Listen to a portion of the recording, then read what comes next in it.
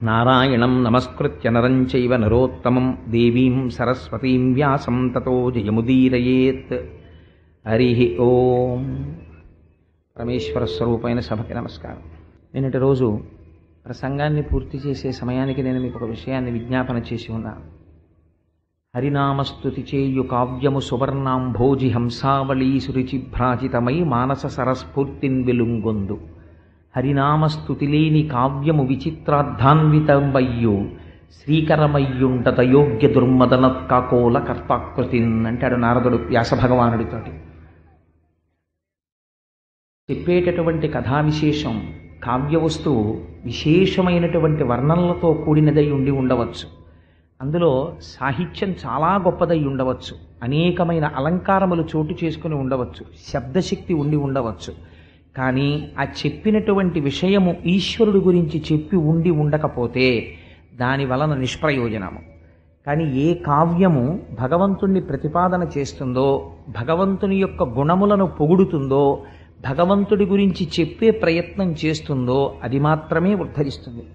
అందుచేత అటువంటి గ్రంథరచనకి పూనుకోవలసింది అని వేదవ్యాసుణ్ణి నారద భగవానుడు ప్రార్థన చేస్తే ఆయన సలహా మేరకు తన ఆశ్రమంలో భాగవతాన్ని రచించడం ప్రారంభం చేశాడు. దాన్ని మన అదృష్టవశాత్తు మన తెలుగువారైనటువంటి పోతనామాచ్యుల వారు ఆంధ్రీకరించారు అని శారద నీరదేంద్రు ఘనసార పటీర మరాళ మల్లికాహార తుషార ఫేన రజతాచలకాశ ఫణీశ కుంద మందార పయోధిసిత తామర సామర వాహిని శుభాకారత నొప్పు నిన్ను మది కానగనెన్నడు కల్గు భారతి అని ఆ శారదాదేవిని స్తోత్రం చేసి ఆంధ్రీకరించడం ప్రారంభం చేస్తే మహానుభావుడికి అలవోకగా పడిపోయాయి, పదాలు పడిపోయి ఒక అద్భుతమైనటువంటి ఆంధ్రీకరణం ఆ రోజున జరిగింది.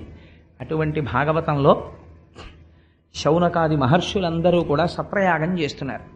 ఎందుచేత వాళ్ళు సత్రయాగం చేశారు అంటే, సత్రయాగము అనేటటువంటి యాగము ఒక విచిత్రమైన యాగం. సత్రయాగం చేశారు. అందులో దీర్ఘ సత్రయాగం చేశారు వాళ్ళు. దీర్ఘ సత్రయాగం అంటే చాలా కాలం పాటు కొనసాగేటటువంటి యాగం. దాన్ని ఎక్కడ చేశారు అంటే నైమిషారణ్యంలో చేశారు. దీర్ఘ సత్రయాగము అని సత్రయాగము అన్న పేరుతో ఎందుకు పిలుస్తారంటే, ఎవరు ఋత్విక్కులుగా ఉంటారో వారే యాగమునకు యజమానులుగా కూడా ఉంటే దాన్ని సత్రయాగమని పిలుస్తారు. అటువంటి దీర్ఘ సత్రయాగం చేస్తున్నప్పుడు దానికి అనువైనటువంటి ప్రదేశంగా నైమిషారణ్యాన్ని నిర్ణయించుకున్నారు. ఈ నైమిషారణ్యాన్ని నిర్ణయించుకోవడం ఎందుకు అంటే, అది విష్ణు భగవానుని యొక్క శక్తి ప్రకటితమైనటువంటి క్షేత్రము కాదు. సంసారమునకు సంబంధించినటువంటి నేమి ఇరుసుని ఆధారం చేసుకుని కదండి చక్రాలు తిరుగుతాయి. ఇరుసు విరిగిపోతే ఆ బండి పనికిరాదు. సంసారమునకు ఉండేటటువంటి నేమి ఏ ప్రాంతమునందు శిథిలమైపోయిందో అటువంటి పరమ పవిత్రమైనటువంటి ప్రాంతమునకు నైమిషారణ్యము అని పేరు. ఆ నైమిషారణ్యంలో చేసినటువంటి క్రతువు చాలా విశేషమైనటువంటి ఫలితాన్ని ఇస్తుంది. శ్రీ మహావిష్ణువు యొక్క అనుగ్రహమునకు నోచుకున్నటువంటి క్షేత్రం ఆ క్షేత్రము. అటువంటి చోట ఈ దీర్ఘ సత్రయాగాన్ని చేసినట్లయితే బాగుంటుంది అని శౌనకాది మహర్షులందరూ కూడా యాగాన్ని ప్రారంభం చేశారు. చేసినప్పుడు అక్కడికి సూత మహర్షి ఇచ్చేస్తే ఒక కోయిల వచ్చిందనుకోండి, మనం ఏం కోరుకుంటాం? పాట పాడాలి అని కోరుకుంటాం. ఒక నెమలి కనపడింది అనుకోండి, మనం ఏం కోరుకుంటాం? నెమలిని చూసినవాడు అయ్యో పురి విప్పితే బాగుండు, ఒక్కసారి పురి విప్పితే బాగుండు అంటాడు. ఎందుచేత అంటే పురి విప్పి ఆడుతున్నటువంటి నెమలి అందంగా ఉంటుంది. సూతుడు కనపడినప్పుడు అయ్యా భగవంతుడి గురించి 4 మాటలు చెప్పండి అని అడగలేదనుకోండి, అప్పుడు సూతుడికి బాధ. అటువంటి సూతుడు వచ్చినప్పుడు అడగనివాడు దురదృష్టవంతుడా. సూతుడికి బాధ ఏమి ఉండదు, ఆయన పురాణవాంగ్మయం అంతా తెలుసున్నవాడు. అటువంటి వాడు వచ్చినప్పుడు ఆయన దగ్గర పురాణములలో ఉండేటటువంటి విశేషములను హరికథామృతములు తెలుసుకుని గ్రోలాలి. అందుకని శౌనకాది మహర్షులు అడిగారు సూతుణ్ణి, అయ్యా నువ్వు రోమహర్షణుని యొక్క కుమారుడవు, నీకు పురాణములలో ప్రతిపాదింపబడినటువంటి విషయములన్నీ కూడా తెలుసు. శుకబ్రహ్మచేత ప్రవచనము చేయబడినటువంటి భాగవతము నీకు కరతలామలకము. అందులో హరినామము హరి యొక్క భక్తి, హరి కథామృతము విశేషముగా ప్రవచనము చేయబడ్డాయి. ఏ భగవంతుని యొక్క గుణములను వినడము చేత మీరొకసారి పుట్టవలసిన అవసరము కలగదో, ఏ భగవద్భక్తికి సంబంధించినటువంటి కథలను విని తీరాలో అటువంటి విషయములను కలిగి ఉన్నటువంటి గ్రంథము భాగవతము. అటువంటి పురాణాన్ని మాకు వివరించవలసింది. అసలు జన్మనెత్తవలసినటువంటి అవసరము లేనటువంటి పరమాత్మ కృష్ణ భగవానుడిగా ఎందుకు జన్మించాడు? అందున వసుదేవునికి కుమారుడిగా ఎందుకు జన్మించాడు? అన్ని అవతారాలలో వచ్చినట్లుగా కాకుండా అర్ధరాత్రి వేళ కారాగారంలో ఆ దేవకీ వసుదేవులకు ఎందుకు జన్మించాడు? కంసుణ్ణి ఎందుకు వధించాడు? తాను వచ్చినటువంటి అవతార ప్రయోజనాన్ని నెరవేర్చడంలో అంత విడంబం చేస్తూ అంతకాలం పాటు భూమి మీద తాను ఉండి శత్రు సంహారం చేసి జరాసంధుడి వంటి రాక్షసుల్ని సంహరించడంలో చాలా ఆశ్చర్యకరమైన లీల ప్రదర్శిస్తాడు భగవానుడు. కన్నులు తెరువని కడుచిన్ని పాపడై దానవితనుబాలు తావి చంపే, కనురెప్ప పైకెత్తడం కూడా సరిగ్గా చేత కానటువంటి వయస్సులో ఉన్నటువంటి కృష్ణ పరమాత్మ పూతన యొక్క పాలు తాగి పూతనా సంహారం చేశారు. అటువంటి వాడు జరాసంధుడికి 17 మాటల అవకాశం ఇచ్చాడు. 17 మాటలు జరాసంధుడు దండెత్తి వచ్చాడు. 17 మాటలు జరాసంధుడిని ఓడించి వదిలేశాడు తప్ప చంపలేదు. 18వ మాట జరాసంధుడు దండెత్తి వచ్చాడు. కృష్ణుడు పారిపోయాడు. యుద్ధంలో జరాసంధుడిని నిర్జించలేదు, పారిపోయాడు. చాలా ఆశ్చర్యంగా ఉంటాయి కృష్ణలీలలు.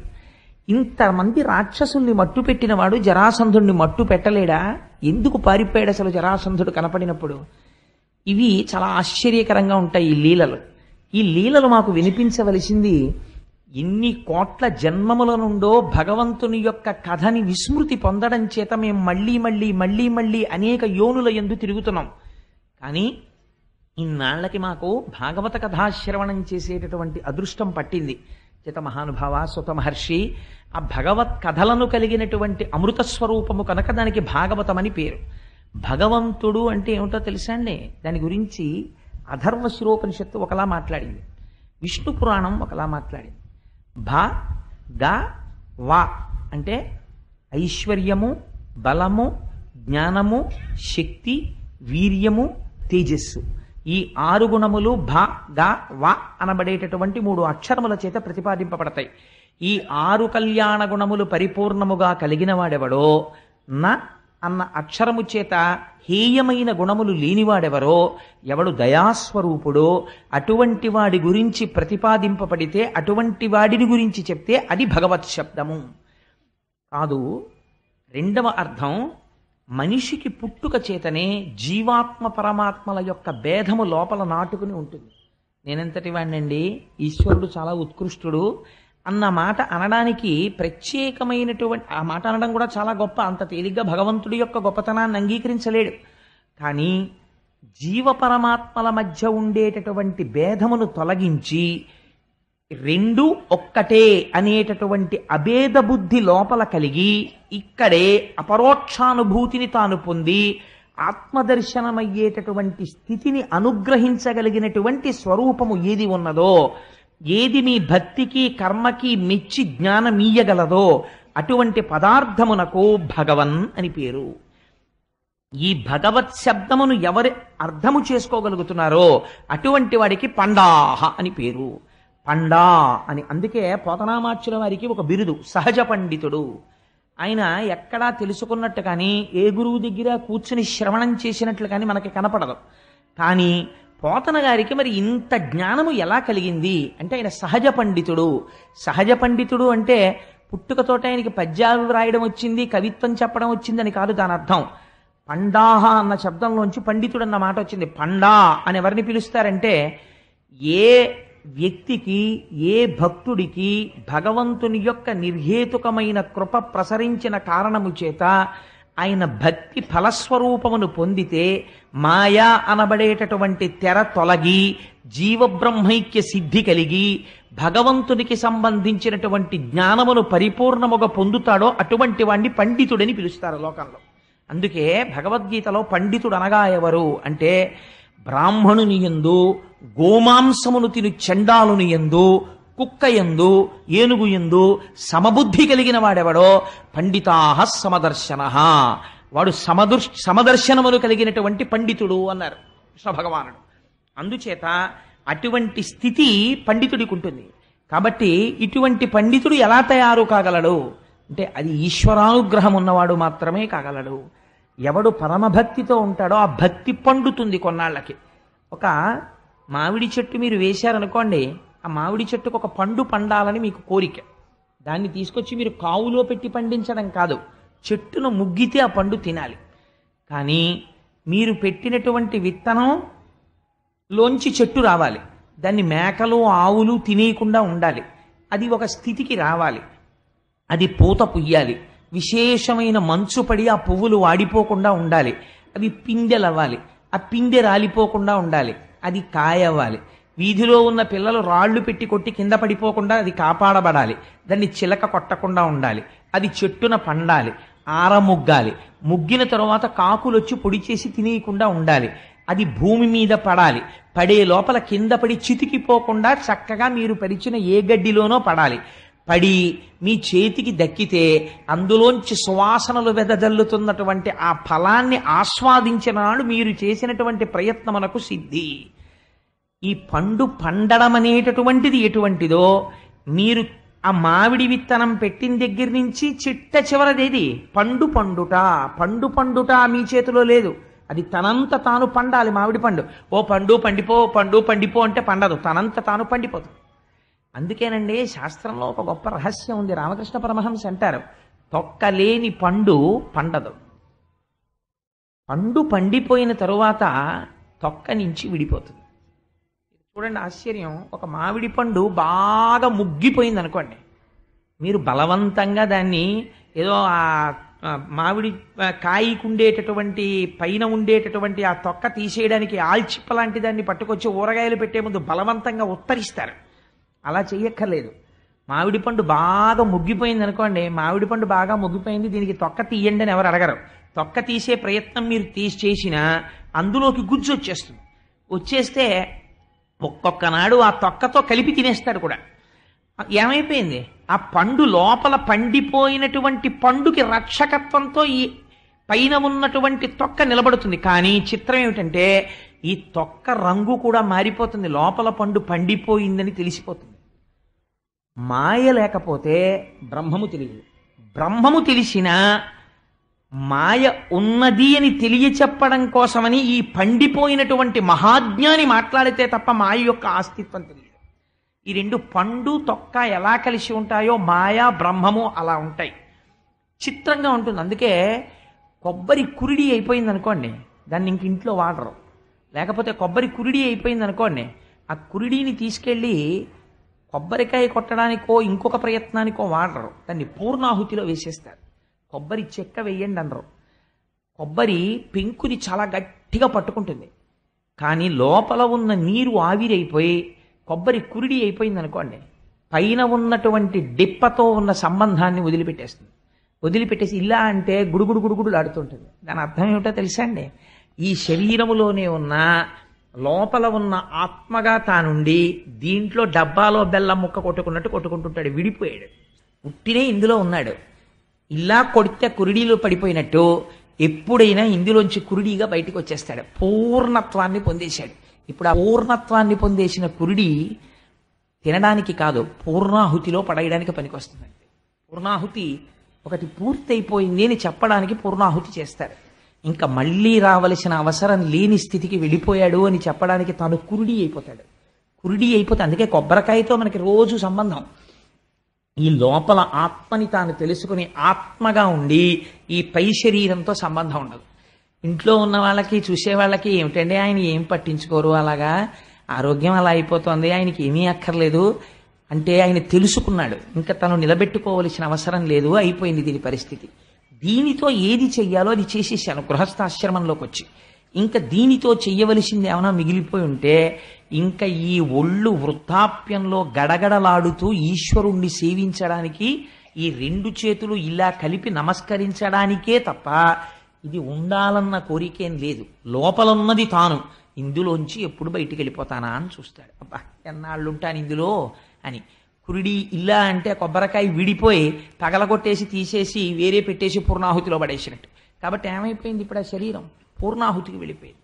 అంటే ఇంకా మరొకసారి శరీరంలోకి రాడిగా.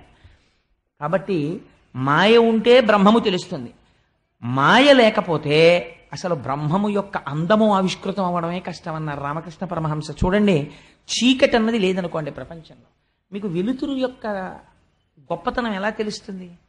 వెలుతురే ఉండిపోయింది అనుకోండి, బా చీకటి పడితే బాగుండండి నిద్ర పట్టట్లేదు అంటాం. ట్యూబ్ లైట్ వేశారనుకోండి, కొంతమందిని చూడండి, మా గోపి గారు మాతో షటిల్ తిరిగేవారు నిడదవోలు, తెల్లవారకట్ట ప్యాసింజర్ ఎక్కి ఆ బందిపోటు దొంగలు కట్టుకున్నట్టు ఇలా కళ్ళకు బ్యాండ్ లాంటి తోటి కట్టుకుని బెర్తెక్కి పడుకుంటుండేవారు. పైగా నన్ను పిలిచి చెప్తుంటారు, కోటేశ్వరారు చూసారా నేను ఇది కట్టుకుంటాను, ఎందుకంటే వీళ్ళందరూ లైట్లు వేసుకున్నా నా కళ్ళ మీద పడవు, నాకు ఇలా నిద్ర పట్టేస్తుంది అనేవారు. అలాగా మనం చీకట్లో ఉండడానికి ఇష్టపడతాం. వెలుతురు ఉంటే చీకటి విలువ తెలియదు, చీకట్లో ఉంటే వెలుతురు విలువ తెలియదు. చీకటి వెలుతురు రెండు ఉంటే ఒక దాంట్లో ఉన్నప్పుడు రెండో దాని విలువ తెలుస్తుంది. మాయ ఉంటే బ్రహ్మం తెలుస్తుంది, బ్రహ్మ ఉంటే మాయ తెలుస్తుంది. అందుకని రెండు ఉండాలి, ఉండి ఓ దాంట్లోంచి ఓ దాంట్లోకి వెళ్ళాలి, వెళ్ళినప్పుడే అందం తెలుస్తుంది. సరే, అందుచేత భాగవతంలో అంటారు, అటువంటి బ్రహ్మము కదా, ఆ బ్రహ్మము గురించి, అటువంటి భగవత్తత్వం గురించి, ఈ జీవ బ్రహ్మైక్య సిద్ధినిచ్చేటటువంటిది ఏదో, ఏది కురిడి చేసిందో మీకు తెలియదు. అదండి గమ్మత్తు కొబ్బరికాయసలు. ఆ పైన ఎక్కడో పుడుతుంది, అక్కడెక్కడో పుట్టిన కొబ్బరికాయకి ఇక్కడెక్కడో ఉన్న నీళ్లు లోపలికి ఎలా చేరాయో తెలియదు. పోనీ ఎక్కువైపోయి ఓ చుక్క కింద కారిపోవు. లోపలికి వెళ్ళిపోయిన నీళ్లు ఎలా ఆవిరైపోయాయో తెలియదు. లోపలికెళ్ళిన నీరు ఆవిరైపోయిన తర్వాత కోరం పెట్టి కోరితే తప్ప ఊడని కొబ్బరి ఎలా పెంకు నుంచి ఊడిపోయిందో తెలియదు. ఇవన్నీ మీ కంటికి కనపడని ఏదో శక్తి నడిపించేస్తోందంతే. నడిపించేసిన తరువాత శక్తి కంటికి కనపడకపోయినా తత్ఫలితము మీ కంటికి కనపడుతోంది. కొబ్బరి కాయడం కురిడి అయిపోవడం తెలుస్తోంది. అలా జీవుడిగా తాను పుట్టి జీవుడిగా ఉంటూ నేను జీవుణ్ణి అనుకున్నవాడు జీవబ్రహ్మైక్య సిద్ధిని పొందాలంటే దానికి ఈశ్వరానుగ్రహం ఉండాలి. ఈ ఈశ్వరానుగ్రహమును పరిపూర్ణముగా వర్షించి ముందు భక్తి వైపు నడిపించగలిగినటువంటి గొప్ప పురాణం భాగవతం. అందుచేత మహానుభావ సూత, మాకు ఆ భాగవతం గురించి వివరించవయ్యా అని అడిగారు నైమిషారణ్యంలో ఉన్నటువంటి శౌనకాది మహర్షులు. అడిగితే సుత భగవానుడు ప్రారంభం చేశాడు. ఆయన భాగవతాన్ని ప్రవచనం చేస్తూ అంటాడు, మన కంటితో చూసినప్పుడు మనకి కట్టె అనగా కాష్టము, కాష్టం అంటే కట్టె, వేరొకటి అనుకోకండి, ఒక కట్టె, ఒక పొగ, మంట, మూడు కనపడతాయి వెలిగించినప్పుడు. కట్టె కనపడుతుంది, మంట కనపడుతుంది, పొగ కనపడుతుంది. ఇందులో మంట సత్వగుణం. అసలు మంట కానటువంటి పొగ మంటని ఆవురించినట్లు కనపడుతుంది, ఇది రజోగుణం. కాష్టస్వరూపం తమోగుణం. ఈ మూడు గుణాలు ప్రతివాడిలో ఉంటాయి, ప్రతి నిమిషం మారిపోతుంటాయి. ఇప్పుడు తమోగుణంలో ఉంటాడు, 5 నిమిషాలకి రజోగుణంలోకి ఎడతాడు, 5 నిమిషాలకి సత్వగుణంలోకి ఎడతాడు, మళ్ళీ 5 నిమిషాలకి రజోగుణంలోకి వస్తాడు, ఇంకో 5 నిమిషాలకి తమోగుణంలోకి ఎడతాడు. ఈ మూడు గుణములలో తిరుగుతూనే ఉంటాడు. ఈ తిప్పేటటువంటి గుణాలు ఏ ఉన్నాయో ఆ మూడు గుణాలు చాలా గమ్మత్తుగా ఉంటాయి. ఇప్పుడు ఆ గుణ విభాగం గురించి నేను మాట్లాడడం కన్నా రామకృష్ణ పరమహంస చెప్పిన ఒక అందమైన ఆఖ్యానం చెప్తే మీకు తొందరగా పసిగట్టేస్తారు. మీకు తెలియదని కాదు, అదో వెర్రి నేను ఏదో చెప్పాను అనుకుని. రామకృష్ణ పరమహంస అంటారు, వెనకటికి ఒక ధనికుడు అరణ్యంలో ప్రవేశించాడు.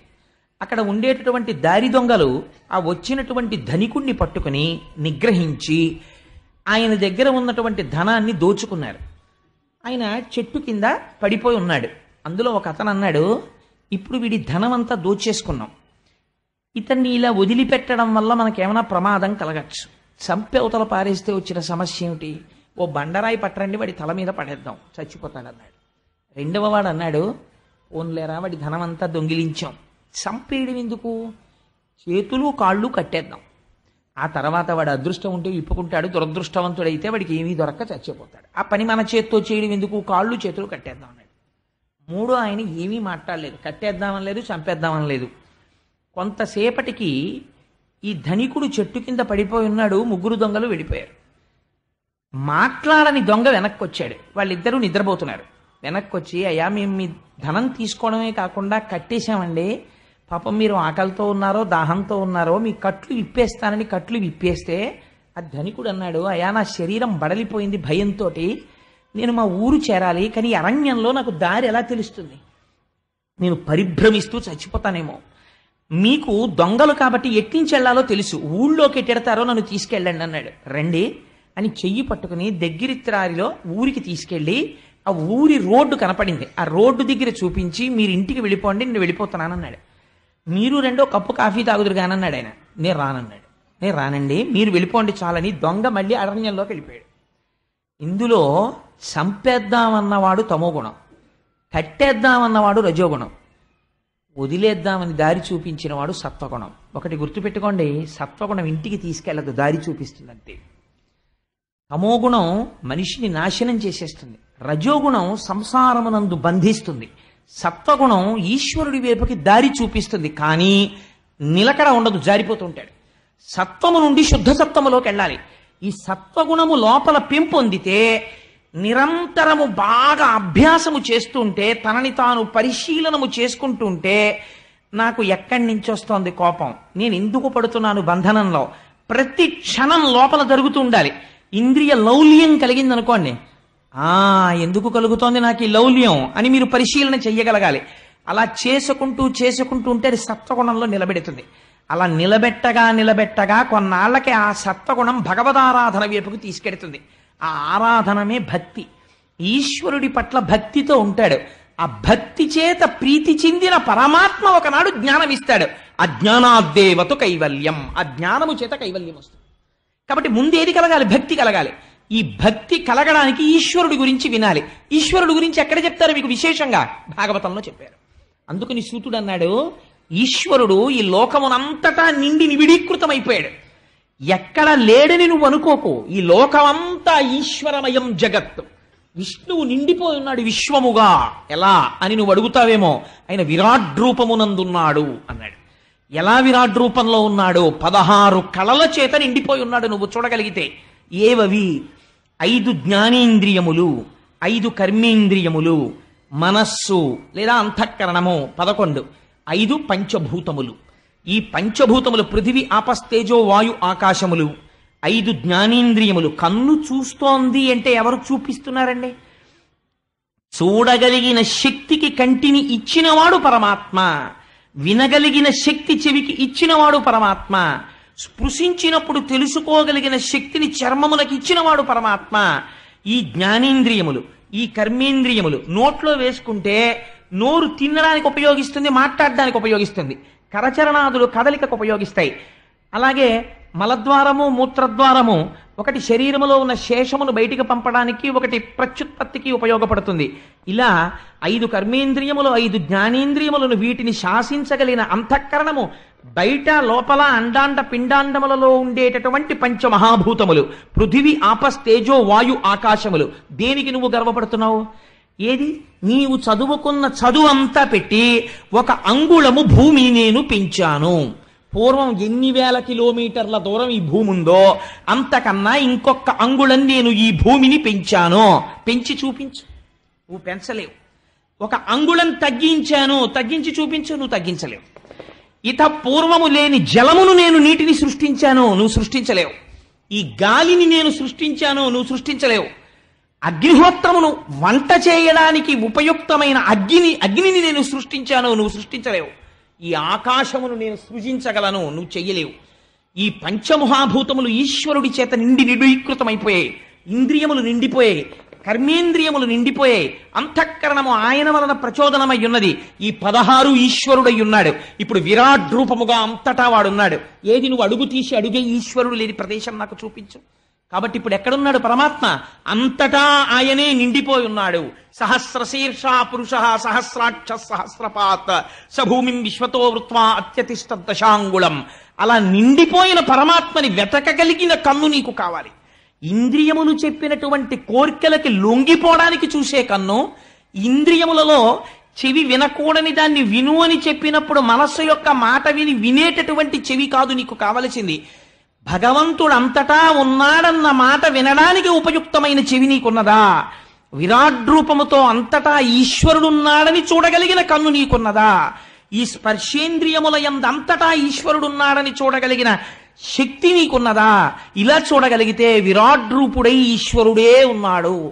అటువంటి ఈశ్వరుడు ఈ కంటి చేత చూడబడేటటువంటి వాడు కాడు, జ్ఞానము చేత తెలుసుకొనబడతాడంతే. ఇదో గమ్మత్తు, మీరు గమనించండి.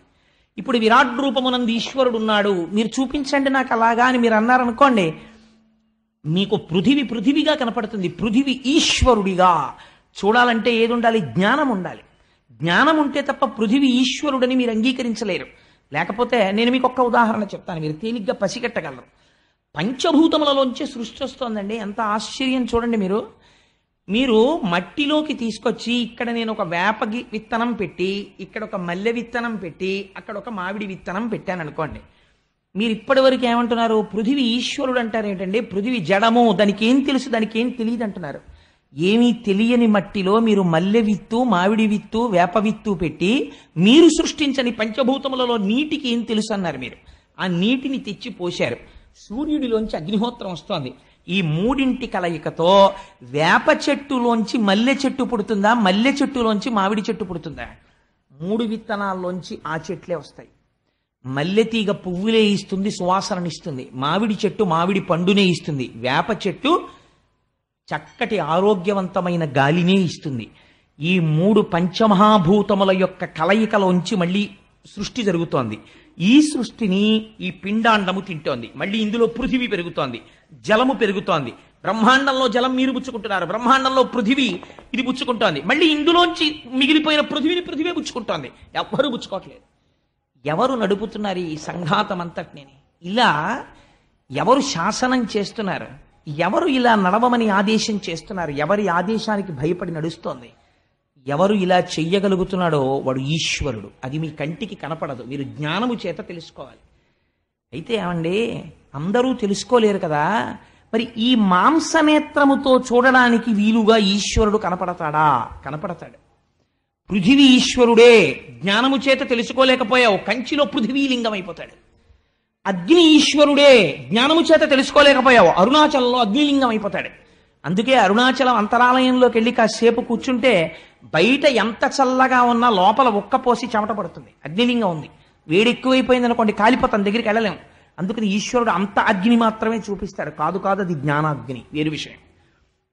వాయులింగముగా శ్రీకాళహస్తిలో ఉన్నాడు. సరే, ఇది విడిచిపెట్టండి. అసలు లింగస్వరూపం అంటే మళ్ళీ అరూపరూపిగా ఉంది. అసలు ఈశ్వరుడు ఈ మాంసనేత్రముతో మేము చూసి అడిగో ఈశ్వరుడని చెప్పడానికి వీలైన రీతిలో కరచరణాదులతో కదిలి భూమి మీద తిరిగాడయా? ఇది ఎవరు వింటున్నారో వాడు జన్మ సాఫల్యమును పొందుతున్నాడు అంది భాగవతం. అలా ఎప్పుడు వచ్చాడు పరమాత్మ?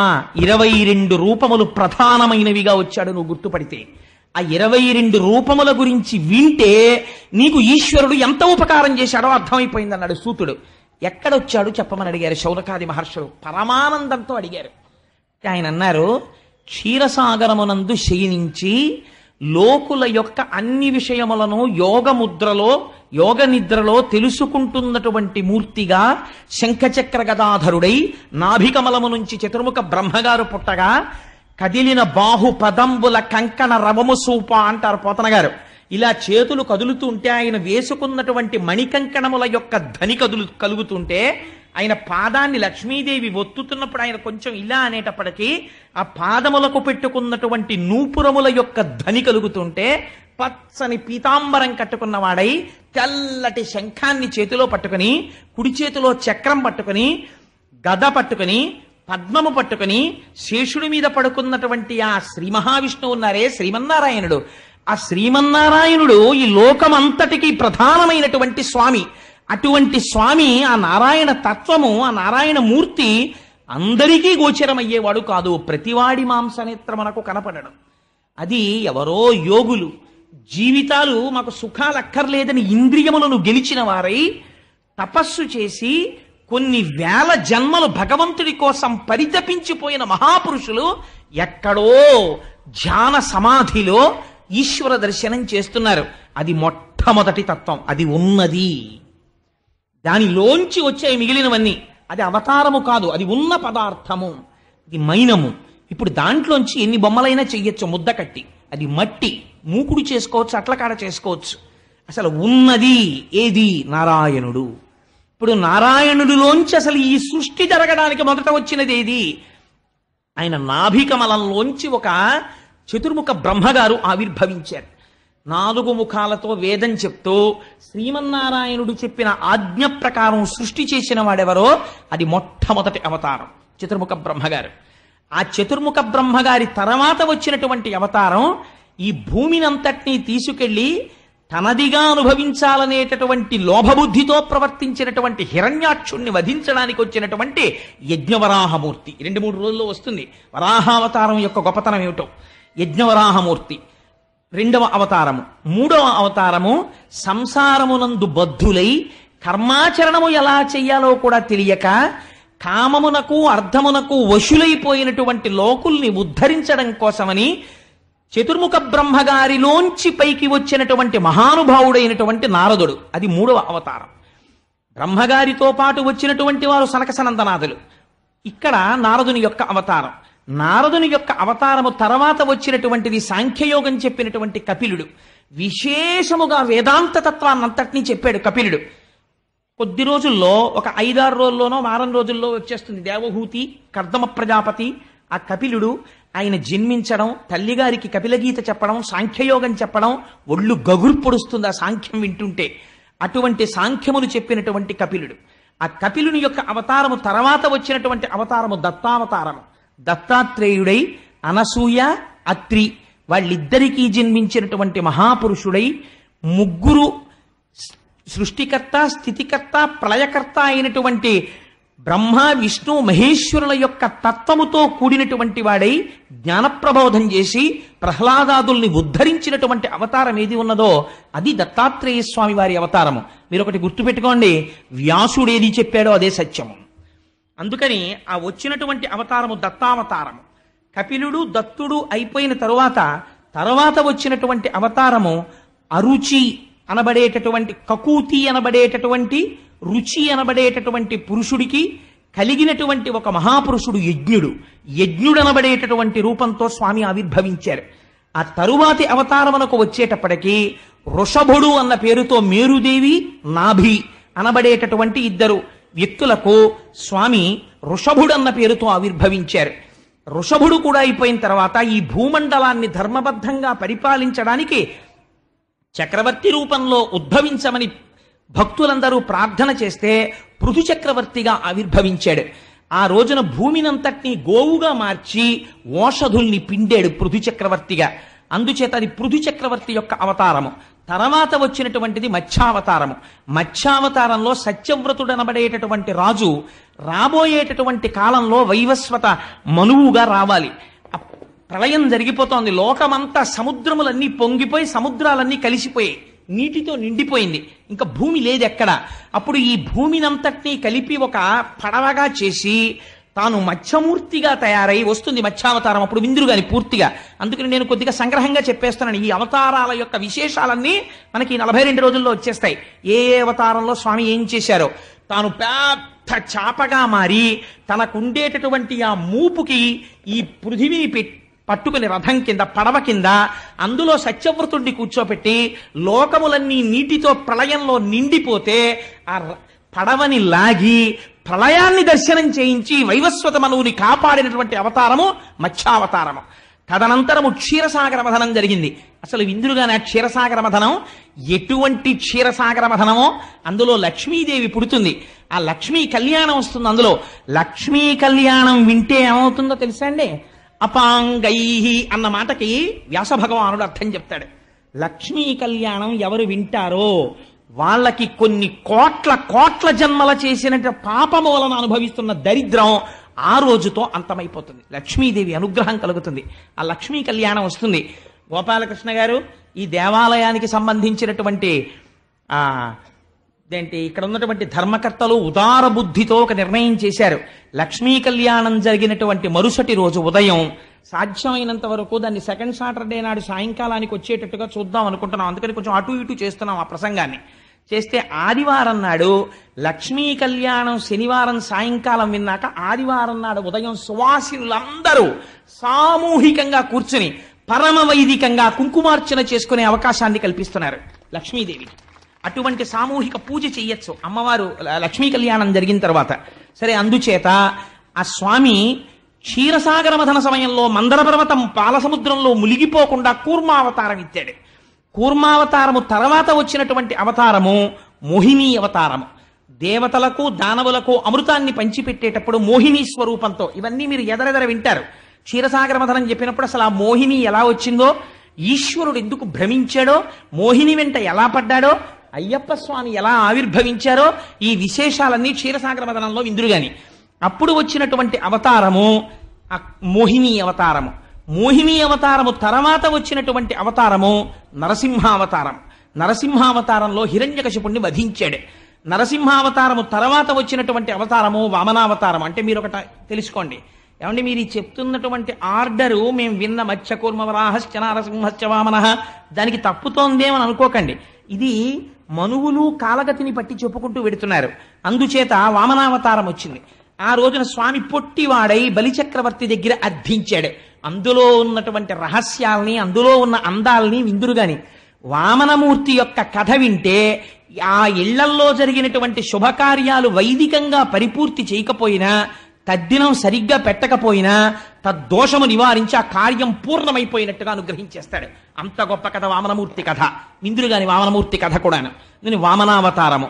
వామనావతారము తర్వాత వచ్చినటువంటి అవతారము పరశురామావతారము. గండ్రగొడ్డలి పట్టుకుని 21 సార్లు భూప్రదక్షిణం చేసి క్షత్రియుల్ని సంహరించాడు. పరశురామావతారము తర్వాత వచ్చిన అవతారము వ్యాసావతారము. కలియుగంలో జనులు మందబుద్ధులై ఉంటారని వేద విభాగం చేసి ఉదారముగా 18 పురాణములు వెలిగించిన మహానుభావుడై వ్యాసుడై వచ్చాడు. వ్యాసావతారము తర్వాత వచ్చినటువంటి అవతారము రామావతారము. రామావతారంలో సముద్రానికి సేతువు కట్టి దశకంఠుడైనటువంటి రావణాసురుణ్ణి మర్దించి ధర్మ సంస్థాపన చేసి లోకులు ధర్మములో ఎలా ప్రవర్తించాలో నేర్పిన అవతారము రామావతారము. రామావతారము తర్వాత వచ్చినటువంటి అవతారము బలరామావతారము. బలరాముడి తర్వాత వచ్చిన అవతారము కృష్ణావతారము. కృష్ణావతారము తర్వాత వచ్చినటువంటి అవతారము బుద్ధావతారము. బుద్ధావతారము కలియుగ ప్రారంభమునందు కీకట దేశము అనబడేటటువంటి మగధ సామ్రాజ్యమునందు దేవతల పట్ల విరోధ భావనతో ఉన్న రాక్షసులను మోహింప చెయ్యడానికి వచ్చిన అవతారమైన బుద్ధావతారము. దశావతారాల్లో మీరు అనుకుంటున్న వేరొక బుద్ధావతారం గురించి వ్యాసుడు ప్రస్తావన చేయలేదు. ఆ అవతారం ఏదో అది బుద్ధావతారము. బుద్ధావతారము తర్వాత వచ్చేటటువంటి అవతారముగా వ్యాసుడు నిర్ధారించిన అవతారము కల్క్యావతారము. కల్క్యావతారము ఇప్పుడు మనం చెప్పుకుంటున్నట్టుగా కలియుగే ప్రథమ పాదే జంబూద్వీపే భరతవర్షే భరతఖండే అని చెప్తాం. ప్రథమ పాదంలో వస్తోందని వ్యాసుడు చెప్పలేదు. కలియుగం అంతమైపోయే ముందు యుగ సంధిలో కాశ్మీర దేశంలో ఉన్నటువంటి విష్ణుయశుడు అని పిలువబడేటటువంటి ఒక బ్రాహ్మణుడి కడుపున స్వామి ఆవిర్భవిస్తారు. అప్పుడు సవికల్ప సమాధిలో ఉన్న యోగులందరూ పైకి లేస్తారు ఆయన అవతారం రాగానే. అప్పుడు ఖడ్గాన్ని చేత పట్టుకుని తెల్లటి గుర్రం మీద కూర్చుని స్వామి ప్రజలని పీడించి తాము ధనవంతులయ్యేటటువంటి పరిపాలకులందరినీ సంహరించి యుగాంతం అయిపోతుంది, మళ్ళీ కొత్త యుగం ప్రారంభం అవుతుంది. యుగ సంధిలో వచ్చేటటువంటి అవతారము కల్క్యావతారము. కాబట్టి ఇలా 22 అవతారములను స్వామి స్వీకరించబోతున్నారయ్యా. 22 అవతారంతో ఇది ఎప్పుడు చెప్తున్నారు వ్యాసుడు? కృష్ణావతార ప్రారంభ సమయమునందు భాగవతాన్ని రచిస్తున్నటువంటి సమయంలో భూత భవిష్యత్ వర్తమాన కాల జ్ఞానమున్నవాడు కాబట్టి చెప్పగలుగుతున్నాడు వ్యాసుడు. అందుచేత ఆయన వ్యాసుడంటే సాక్షాత్తు నారాయణాంశ మహానుభావుడు. ఇలా స్వామి 22 అవతారములలో విజయం చేస్తున్నారు. అయితే ఈ 22 అవతారములని నువ్వు అనుకుంటే పొరపాటు పడినట్టు. కొన్ని ప్రధానమైన విషయములను మేము ప్రస్తావన చేశాం. అజాయమానో బహుధా విజాయతే.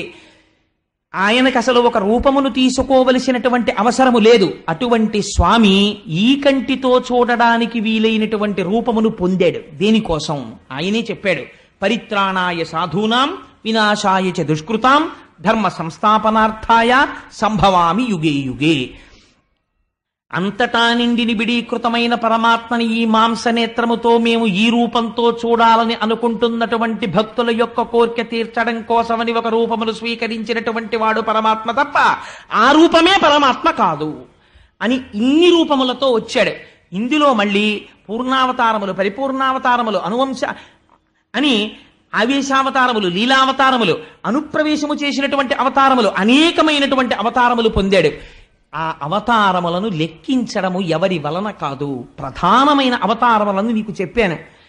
ఏ మనుష్యుడు కొన్ని కోట్ల జన్మల నుంచి ఈశ్వరుడు లోకమును రక్షించడానికి ఇన్ని అవతారములను స్వీకరించాడని వినలేదో, ఆయన యొక్క కళ్యాణ గుణములను స్మరించలేదో, అటువంటి వారు విని తరించిపోవడానికి భాగవతంలో ముందు అవతార విశేషంతో ప్రారంభం చేశాడు మహానుభావుడు వ్యాసుడు. అటువంటి అవతారములు స్వామి స్వీకరించారు. కానీ ఒక్కటి తెలుసుకో, ఇన్ని అవతారములు స్వీకరించి ఈ కంటితో చూడడానికి వీలైనటువంటి రూపముతో ఉన్న పరమాత్మ యొక్క నిజమైన స్వరూపము ఎక్కడ ఉన్నది అంటే ఇక్కడే ఉన్నది, ఈ లోపలే ఉన్నది. వాడు అంతటా వ్యాప్తి చెందినవాడు.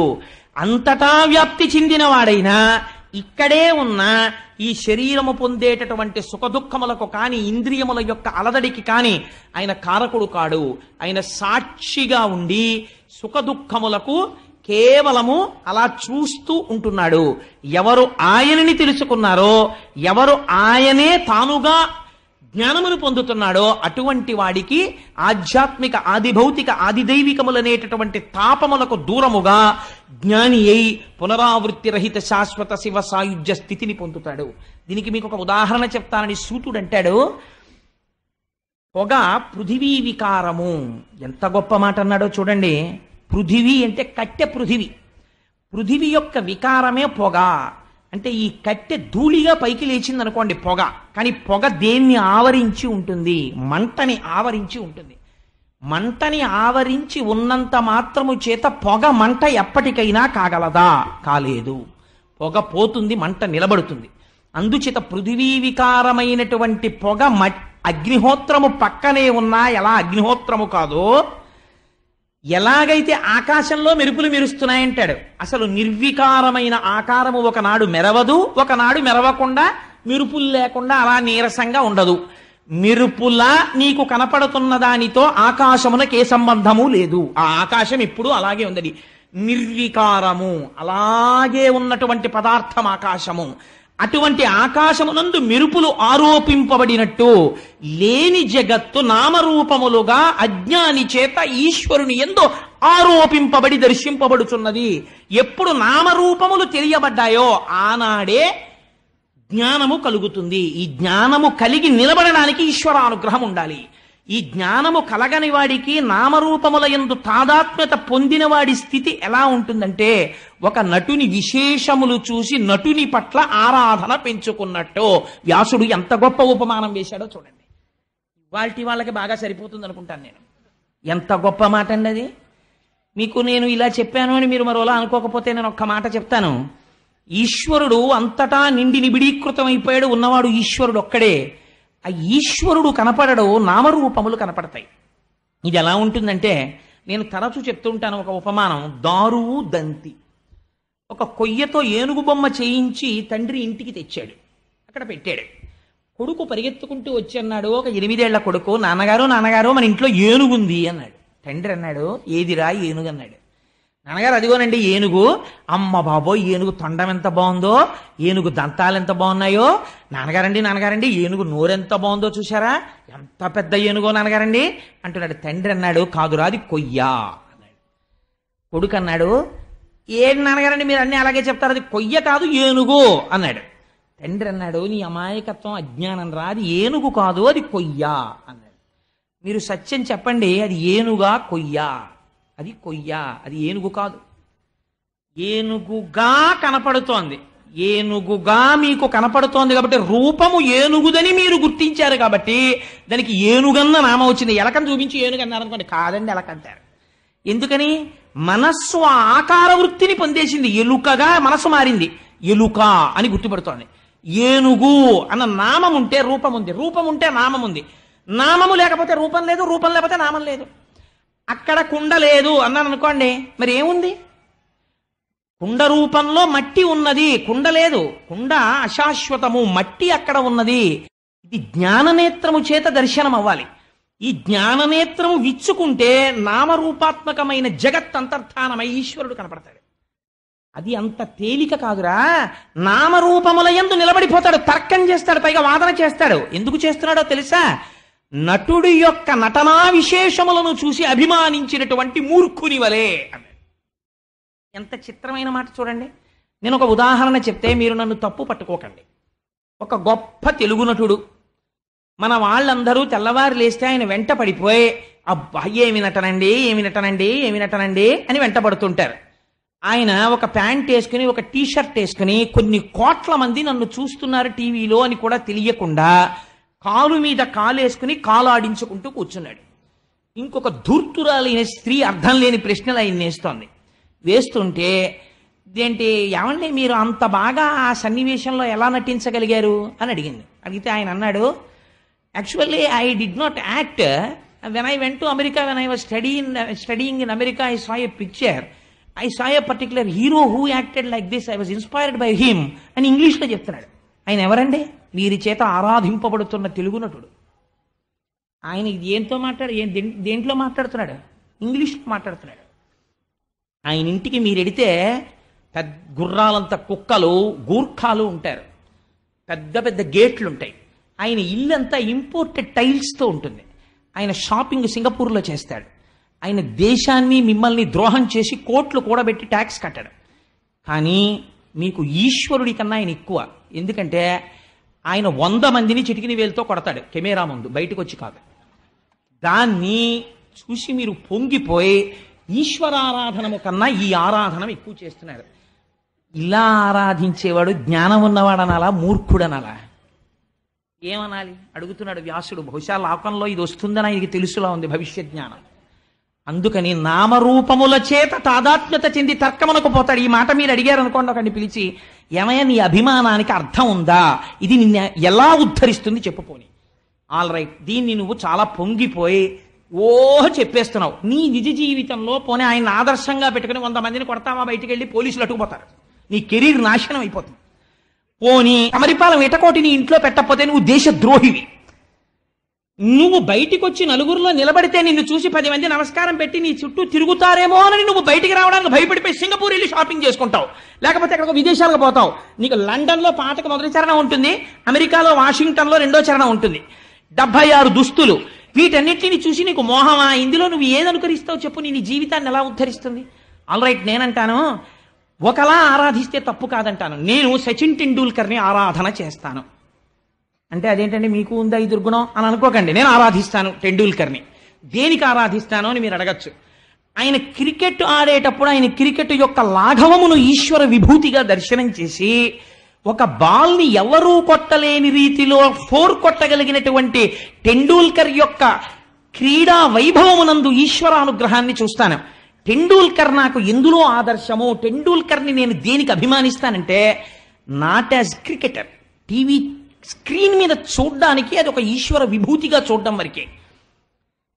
16-17 సంవత్సరాల వయస్సులో ఇంటర్నేషనల్ క్రికెట్లోకి వచ్చి ఇలా పెవిలియన్లోంచి బయటికి వస్తే మనం ఇలా పడచ్చా పడకూడదా అని కూడా తెలియకుండా మీద పడిపోయేటటువంటి దుర్మార్గులై సంసార హీనులైన కొన్ని కోట్ల మంది స్త్రీలు వెంటపడినా ఒక్కరితో ఒక మాట ఎక్కువ మాట్లాడకుండా తన భార్యతో జీవితాన్ని గడిపి ఒకనాడు నింద తెచ్చుకొని శీల సంపద కలిగిన టెండూల్కర్ని నేను పొగుడుతాను. ఇందుకు పొగుడుతాను.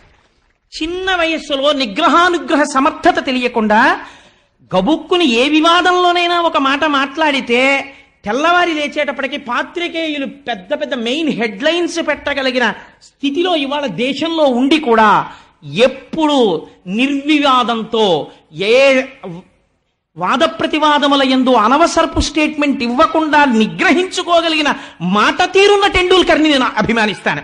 ఈ అభిమానం మీరు పెంచుకోవలసిన అభిమానం. టీవీ స్క్రీన్ ముందు చూడవలసింది ఈశ్వర విభూతి, అంతవరకే. కాదండి నేను అలా ఆరాధిస్తానంటే మీకు ఏ రకంగా మీ జీవితాన్ని ఉద్ధరిస్తుంది మీరు నాకు చెప్పండి. అది అలా కాదండి నేను ఇలాగే ఆరాధన చేస్తాను అని మీరు అనుకుంటే అది తర్కమునందు మౌఢ్యమును వ్యక్తం చేస్తుంది. వ్యాసుడు అంటున్నాడు, నేనంటలేదు మహాప్రభో. అంటే టెండూల్కర్ గురించి రాశాడా అని అడగండి, అది నా సొంత ఉదాహరణ అంతే. అంటే ఏదో ఒక చోట ఒక విషయాన్ని స్పష్టంగా చెప్పడానికి ఆవిష్కరించడానికి నేను ఈ మాట చెప్పాను. అలా లేనివాడు నటుని యొక్క విశేషములను చూచి ఆకర్షింపబడి తర్కములకు దిగి తనను ఆదర్శముగా పెట్టుకోకూడని విషయమును ఆదర్శముగా పెట్టుకొని తాను సంస్కారహీనుడైన వ్యక్తిలా నామరూపాత్మకమైన జగత్తునందు తాదాత్మ్యము చెంది బుద్ధి చేత జ్ఞానము చేత బ్రహ్మమును గుర్తిరగడానికి ప్రయత్నము చేయని వ్యక్తి నిర్గుణమైన ఈశ్వర దర్శనము ఎన్నటికీ చెయ్యలేడు చెప్పేశారంతే వ్యాస భగవానుడు. ఇలాంటి స్థితి ఏనాడు కలుగుతుందో ఆనాడు అంతటా నీకు ఈశ్వరుడు కనపడతాడు. నిర్గుణముగా ఈశ్వరుని చూసినప్పుడు నీకు విరాట్ రూపము కనపడుతుంది. అంతటా ఈశ్వరుడు ఉన్నాడు.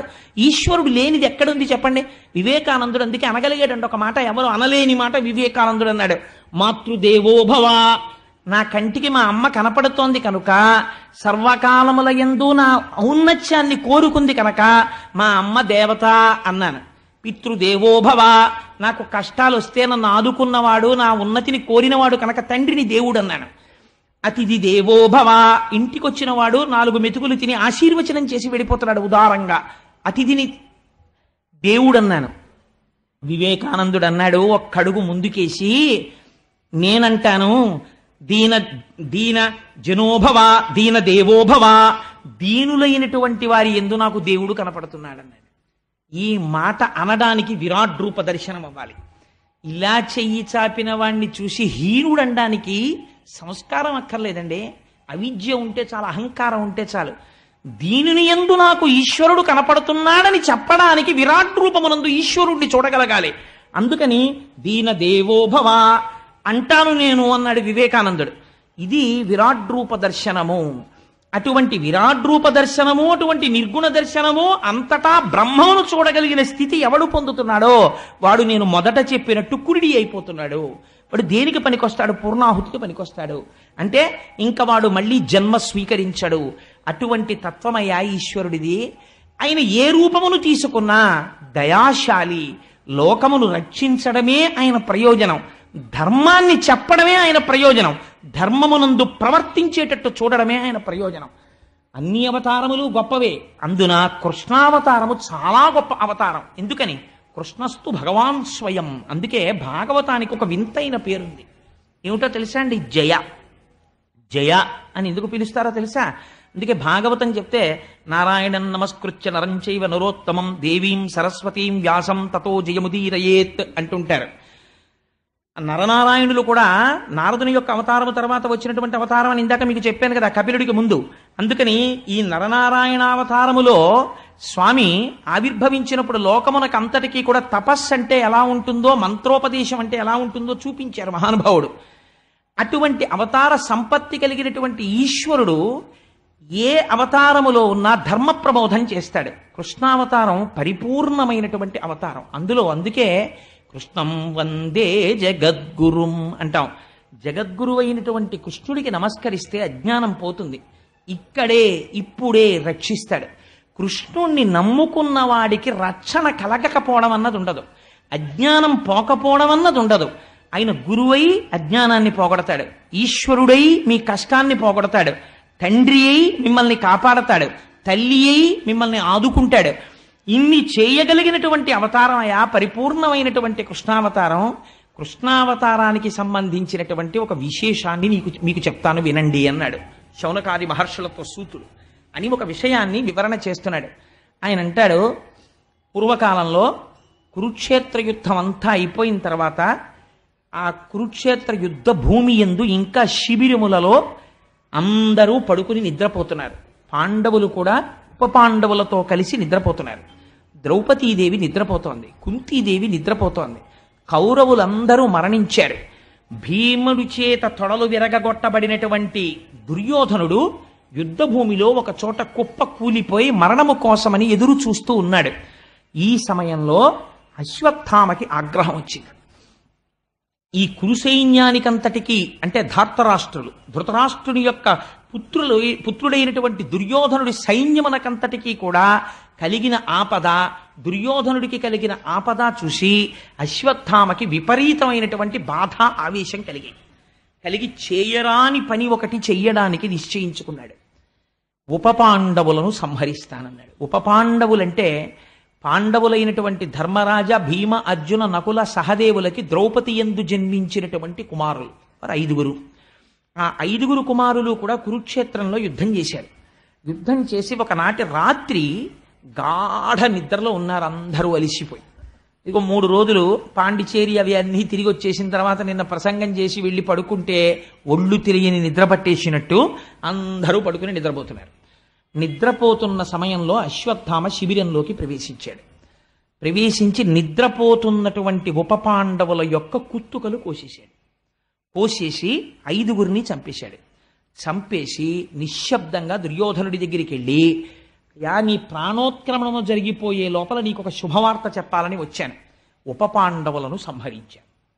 ఇప్పుడు పాండవులకు వంశం లేదు, పాండవుల తర్వాత ఇక బిడ్డలు లేరు. అభిమన్యుడు యుద్ధరంగంలో మరణించాడు. అందుకని ఇప్పుడు పాండవుల యొక్క వంశం అంతరించిపోయింది. నీకు నేను ఇచ్చినటువంటి గొప్ప కానుక చంపేశాను 5గురిని అన్నాడు. తెల్లవారింది. మరణించి ఉన్నటువంటి కుమారుల్ని ద్రౌపదీదేవి చూసింది. గుండెలు బాదుకుని ఏడుస్తోంది. ఏడుస్తుంటే అవతల వైపు మిగిలినటువంటి యోధుడు ఇటువంటి పని చెయ్యగలిగిన వాడెవరు గుర్తుపట్టాడు అర్జునుడు. గుర్తుపట్టి ఒక మాట అన్నాడు. నేల మీద పడి పొర్లి గుండెలు బాదుకుని ఉపపాండవుల కోసం ఇంత ఏడుస్తున్నావు కదా ద్రౌపది, ఏ నీచుడు నీ కడుపున పుట్టిన 5గురి పిల్లల యొక్క శిరస్సులు ఖండించాడో ఆ దుర్మార్గుని యొక్క శిరస్సు ఖండించి తెచ్చి నీ పాదముల ముందుంచుతాను. నీ కుడి కాలుతోనో ఎడంకాలతోనో ఆ శిరస్సుని ఒక్క తన్ను తన్ని నీ పగ తీర్చుకో అన్నాడు. పూర్వం జరిగే ఎటువంటి సంఘటనలు. దుశ్శాసనుడి యొక్క గుండెలు చీల్చి తెచ్చినటువంటి నెత్తుటితో ఆవిడ శిరస్సుకున్నటువంటి శిరోజములను కడుక్కుని రక్తముతో కూడిన కేశములను ఆవిడ ముడేసుకుంది. కీచకుడు సంహరింపబడిన తరువాత భీమసేనుడు అందులో ఎంత దారుణంగా చంపాడో తెలుసా అండి? ఎప్పుడైనా విరాట పర్వం చెప్పినప్పుడు విందురు గాని కాళ్ళని చేతుల్ని వక్షస్థలంలోకి నొక్కేశాడు, ముద్ద చేసేశాడు. త్వంతాకారిత కుంజకుట్టి మఘన స్తంభావళీ రూపమున్ ప్రాంతాది ప్రవిభాగ భోగ నిలయ ప్రద్వారమున్ గతరస్వంతత్రాసకరంబునై దురభివేశంబైన యాలోను నిశ్చితుడై సతికేలు పట్టుకుని చొచ్చన్ భీముడచ్చుగ్రతన్ అంటారు తిక్కన గారు. అసలు ఆ నర్తనశాలలోకి రాత్రి వెళ్ళడమే భయం, అలా ఉంటుంది. అటువంటి చోటుకి లోపలికి వెళ్ళరు ఎవరు. అటువంటి చోటుకి నిర్భయుడై ద్రౌపదీదేవిని పట్టుకుని వెళ్ళాడు. అది చంపడం కూడా అతి నిశ్శబ్దంగా చంపేశాడు. ఒకరి కేక ఒకరికి వినపడకూడదని. గట్టిగా కేకేస్తే నా బతుకు బయటడిపోతుందని కీచకుడు అరవలేదు, తనెవరో తెలిసిపోతుందని భీముడు అరవలేదు. నిశ్శబ్దంగా కొట్టేసుకున్నారు. చచ్చిపోయాడు కీచకుడు. ఇప్పుడు ఈ మాంసపు ముద్దని ద్రౌపది రా చూద్దుగాని నీ వెంట పడ్డవాణ్ణి అని ఒక కాగడా పట్టుకుని ఎడుతున్నాడు భీముడు. నిర్భయంగా వెళ్ళింది ద్రౌపది. వెళ్ళి చూసి షహభాష్ నా పగ తీరిందండి. అటువంటి కాంత ఆవిడే సామాన్యమైంది కాదు ద్రౌపదీదేవి అంటే. ఆవిడ శీల సంపత్తి వింటే ఆశ్చర్యపోతారటువంటి మహాపతివ్రత, అటువంటి తల్లి ఆవిడ. అటువంటి ద్రౌపది దగ్గర ఇటువంటి ప్రతిజ్ఞ అర్జునుడు చేస్తే ఆశ్చర్యమే ఉందండి. అందుకని ఉపపాండవులను సంహరించిన వాడెవడో వాడి శిరస్సు తెచ్చి అక్కడ పెడతాను, నీ పాదంతో తొక్కు ద్రౌపది అన్నాడు. అని కృష్ణ భగవానుణ్ణి సారథిగా పెట్టుకుని అశ్వత్థామని వెంబడించాడు. అర్జునుడు వచ్చేస్తుంటే అశ్వత్థామ తన ప్రాణోత్క్రమణం అయిపోతుంది, తన్ని చంపేస్తాడన్న భయంతో పరిగెడుతున్నాడు రథం పట్టుకుని. ఇలా పరిగెడుతుంటే పోతన గారు ఒక అందమైన ఉపమానం వేసేశారు. తన కుమార్తె వెంట పడినటువంటి బ్రహ్మదేవుణ్ణి నిగ్రహించడానికి వెనక తరువుకొస్తున్నటువంటి పరమశివుడి చేతి నుంచి పారిపోతున్నటువంటి చతుర్ముఖ బ్రహ్మలా పరిగెడుతున్నాడయా అన్నాడు. ఎందుకని బ్రాహ్మణ కుమారుడు అశ్వత్థామ ద్రోణసుతుడు. పరిగెడుతున్నటువంటి అశ్వత్థామ దగ్గరికి పరిగెత్తి పరిగెత్తి పరిగెత్తి గుర్రాలు అలిసిపోయి ఇహ పరిగెత్తలేకపోయి రథం దిగిపోయాడు. వచ్చేస్తోంది అర్జునుడి రథం. ముందు కృష్ణుడు సారథ్యం చేస్తున్నాడు. ఈ రథమే, ఈ సారథ్యమే, ఈ కవ్వడే, ఈ సవ్యసాచే, ఈ కిరీటే, ఈ ధనంజయుడే 18 అక్షౌహిణీల సైన్యాన్ని మట్టు పెట్టాడు.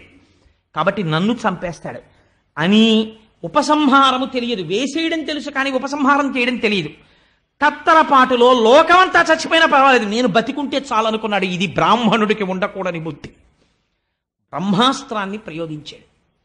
అది పొగలు కక్కుతూ లోకములంతటా నిండిపోయినటువంటి ఒక గొప్ప తేజస్సు నిండిపోయి అర్జునుడి మీదకి వస్తుంది. వెనక్కి తిరిగి కృష్ణుడి వంక చూశాడు అర్జునుడు.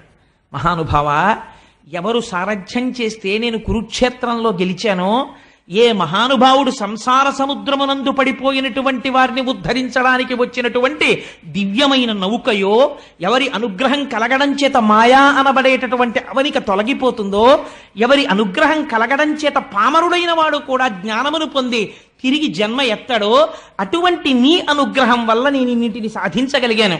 ఈ లోకములన్నీ నిండిపోయి సంక్షుభితం చేస్తున్నటువంటి ఈ తేజస్సు ఏమో నాకు తెలియ చేయవలసింది అని అడిగాడు. అడిగితే అప్పుడు కృష్ణ భగవానుడు చెప్పాడు. ఉపసంహారము తెలియకపోయినా అశ్వత్థామ బ్రహ్మాస్త్రమును ప్రయోగించాడు. ఇప్పుడు ఆ బ్రహ్మాస్త్రాన్ని నిగ్రహించడానికి నువ్వు కూడా బ్రహ్మాస్త్రాన్నే ప్రయోగించాలి, విడిచిపెట్టన్నాడు. వెంటనే ఆచమనం చేసి అభిమంత్రించి కృష్ణ భగవానుడున్న రథానికి ప్రదక్షిణం చేసి వచ్చి బ్రహ్మాస్త్రాన్ని విడిచిపెట్టాడు. ఇప్పుడు ఒక బ్రహ్మాస్త్రం కాదు, 2 బ్రహ్మాస్త్రాలు ఒకదానికొకటి ఎదురొచ్చాయి. ఇప్పుడు లోకములన్నీ తల్లడిల్లిపోయి ఉపద్రవం వచ్చేసి ప్రళయమే వచ్చేసింది అనుకుని దేవతలు ఋషులు పరుగులు తీస్తున్నారు. లోకములో ఉన్న ప్రాణులన్నీ కూడా ఉత్కంఠ పొందే, అందరూ హడిలిపోతున్నారు. లోకములనన్నింటినీ రక్షించే స్వభావం ఉన్న కృష్ణ పరమాత్మ ఆ రోజు లోకము ప్రార్థించలేదు. కానీ ఆయన అన్నాడు, ధూర్తుడైన అశ్వత్థామ ప్రయోగించిన బ్రహ్మాస్త్రము మీదకి నువ్వు కూడా బ్రహ్మాస్త్రాన్ని ప్రయోగించావు. వాడికి ఉపసంహారం తెలియదు. నిష్కారణముగా లోకులు బాధపడకూడదు. 2 బ్రహ్మాస్త్రములను ఉపసంహారము చేసేయన్నాడు. 2 బ్రహ్మాస్త్రాల్ని అర్జునుడు ఉపసంహారం చేశాడు. ఉపసంహారము చేసిన తరువాత వణికిపోతున్న అశ్వత్థామ దగ్గరికి వెళ్ళి ఒక పశువుని కట్టినట్టు త్రాటితో కట్టేశాడు. కట్టేసి రథం మీద పెట్టాడు. పెట్టి విపరీతమైన వేగంతో యుద్ధభూమిలోకి వచ్చాడు. యుద్ధభూమికి వచ్చి అక్కడ నిలబెట్టాడు రథం దింపి. కన్నులు ఎర్రబడిపోయి ఉన్నాయి అర్జునుడికి. ఎదురుగుండా యమధర్మరాజు నిలబడినట్టు నిలబడున్నాడు. వణికిపోతున్నాడు అశ్వత్థామ. కృష్ణుడు అన్నాడు, అర్జున, నిద్రపోతున్నటువంటి అమాయకులైన ఉపపాండవులను సంహరించినటువంటి బాలఘాతకుడి అశ్వత్థామ. బ్రాహ్మణుడని చూడకు, గురుపుత్రుడని చూడకు, సంహరించేయి, కుత్తుక కత్తిరించు అన్నాడు. అర్జునుడు మారు మాట్లాడలేదు, సంపలేదు. కృష్ణుడు చెప్పినా మీరు గుర్తుపెట్టుకోవాలి బాగా, ఎందుకు చెప్తున్నాడో సూతుడి విషయాన్ని. కేవల కథాంశము కాదు భాగవతంలో, లోపల ఇది ఉపనిషత్ సారము, మీరు గుర్తుపట్టాలి. బ్రహ్మాస్త్రాన్ని వేశాడు, 2 ఉపసంహారం చేశాడు. అశ్వత్థామని చంపలేదు. ఈ తాటితో కట్టబడినటువంటి అశ్వత్థామని పశువుని ఇచ్చుకెళ్ళినట్టు ద్రౌపదీదేవి శిబిరానికి తీసుకెళ్ళాడు. అక్కడ మారేశాడు. ద్రౌపది, నీకు చెప్పాను, వీడి శిరస్సుని నీ కాలుతో తన్నమని. తీసుకొచ్చి అశ్వత్థామని అక్కడ పడేశాను. ఇప్పుడు నా ప్రతిజ్ఞ నెరవేర్చుకుంటానన్నాడు. ద్రౌపదీదేవి చూసింది అశ్వత్థామని. ఏ ద్రౌపది చూసిందండి? నేను 2-3 ఉదాహరణలు మీకు భారతంలోంచి చెప్పాను. అటువంటి ద్రౌపది చూసింది అశ్వత్థామని. ఏం చేశాడు? ఒక తల్లి ఏదైనా ఒప్పుకుంటుందేమో కానీ తన పసుపు కుంకాలకి కానీ తన బిడ్డలకి కానీ ఆపద తెచ్చిన వాడిని క్షమించదు. 5 బిడ్డల్ని చంపేశాడు, ఒకడు కాదు. ఆయన్ని చూసి వెంటనే నమస్కారం చేసింది. నమస్కారం చేసి ఆవిడంది, మహానుభావ అశ్వత్థామ, మా మగవారలందరూ నా భర్తలైనటువంటి ధర్మరాజు, భీముడు, అర్జునుడు, నకులుడు, సహదేవుడు ఉన్నారే, 5 నీ తండ్రి గురువు. అనేకమైనటువంటి అస్త్రములను ప్రయోగించడం, ఉపసంహారం చెయ్యడం నీ తండ్రి ద్రోణాచార్యుడు మా భర్తలకి నేర్పాడు. ఆ కారణం చేత వాళ్ళు కురుక్షేత్రంలో గెలవగలిగారు. ఆత్మావై పుత్రనామాసి. తండ్రి తన కొడుకు రూపంలో భూమి మీద తిరుగుతుంటాడు. నువ్వు మా గురుపుత్రుడవు, అందుచేత నీకు నీయందు నాకు నా భర్తల యొక్క గురువు దర్శనమవుతున్నాడు. ఇటువంటి నీకు నీ పాదముల వంక శిరస్సు పెట్టి చూసి నమస్కరిస్తున్నాను. అందుకని నేను ఒక్క మాట అనను. ఎంత ధర్మం పాటిస్తోందో ద్రౌపదీదేవి, మీరు ఆలోచించండి. ఇది ద్రౌపది అంటే అని ఆవిడంది.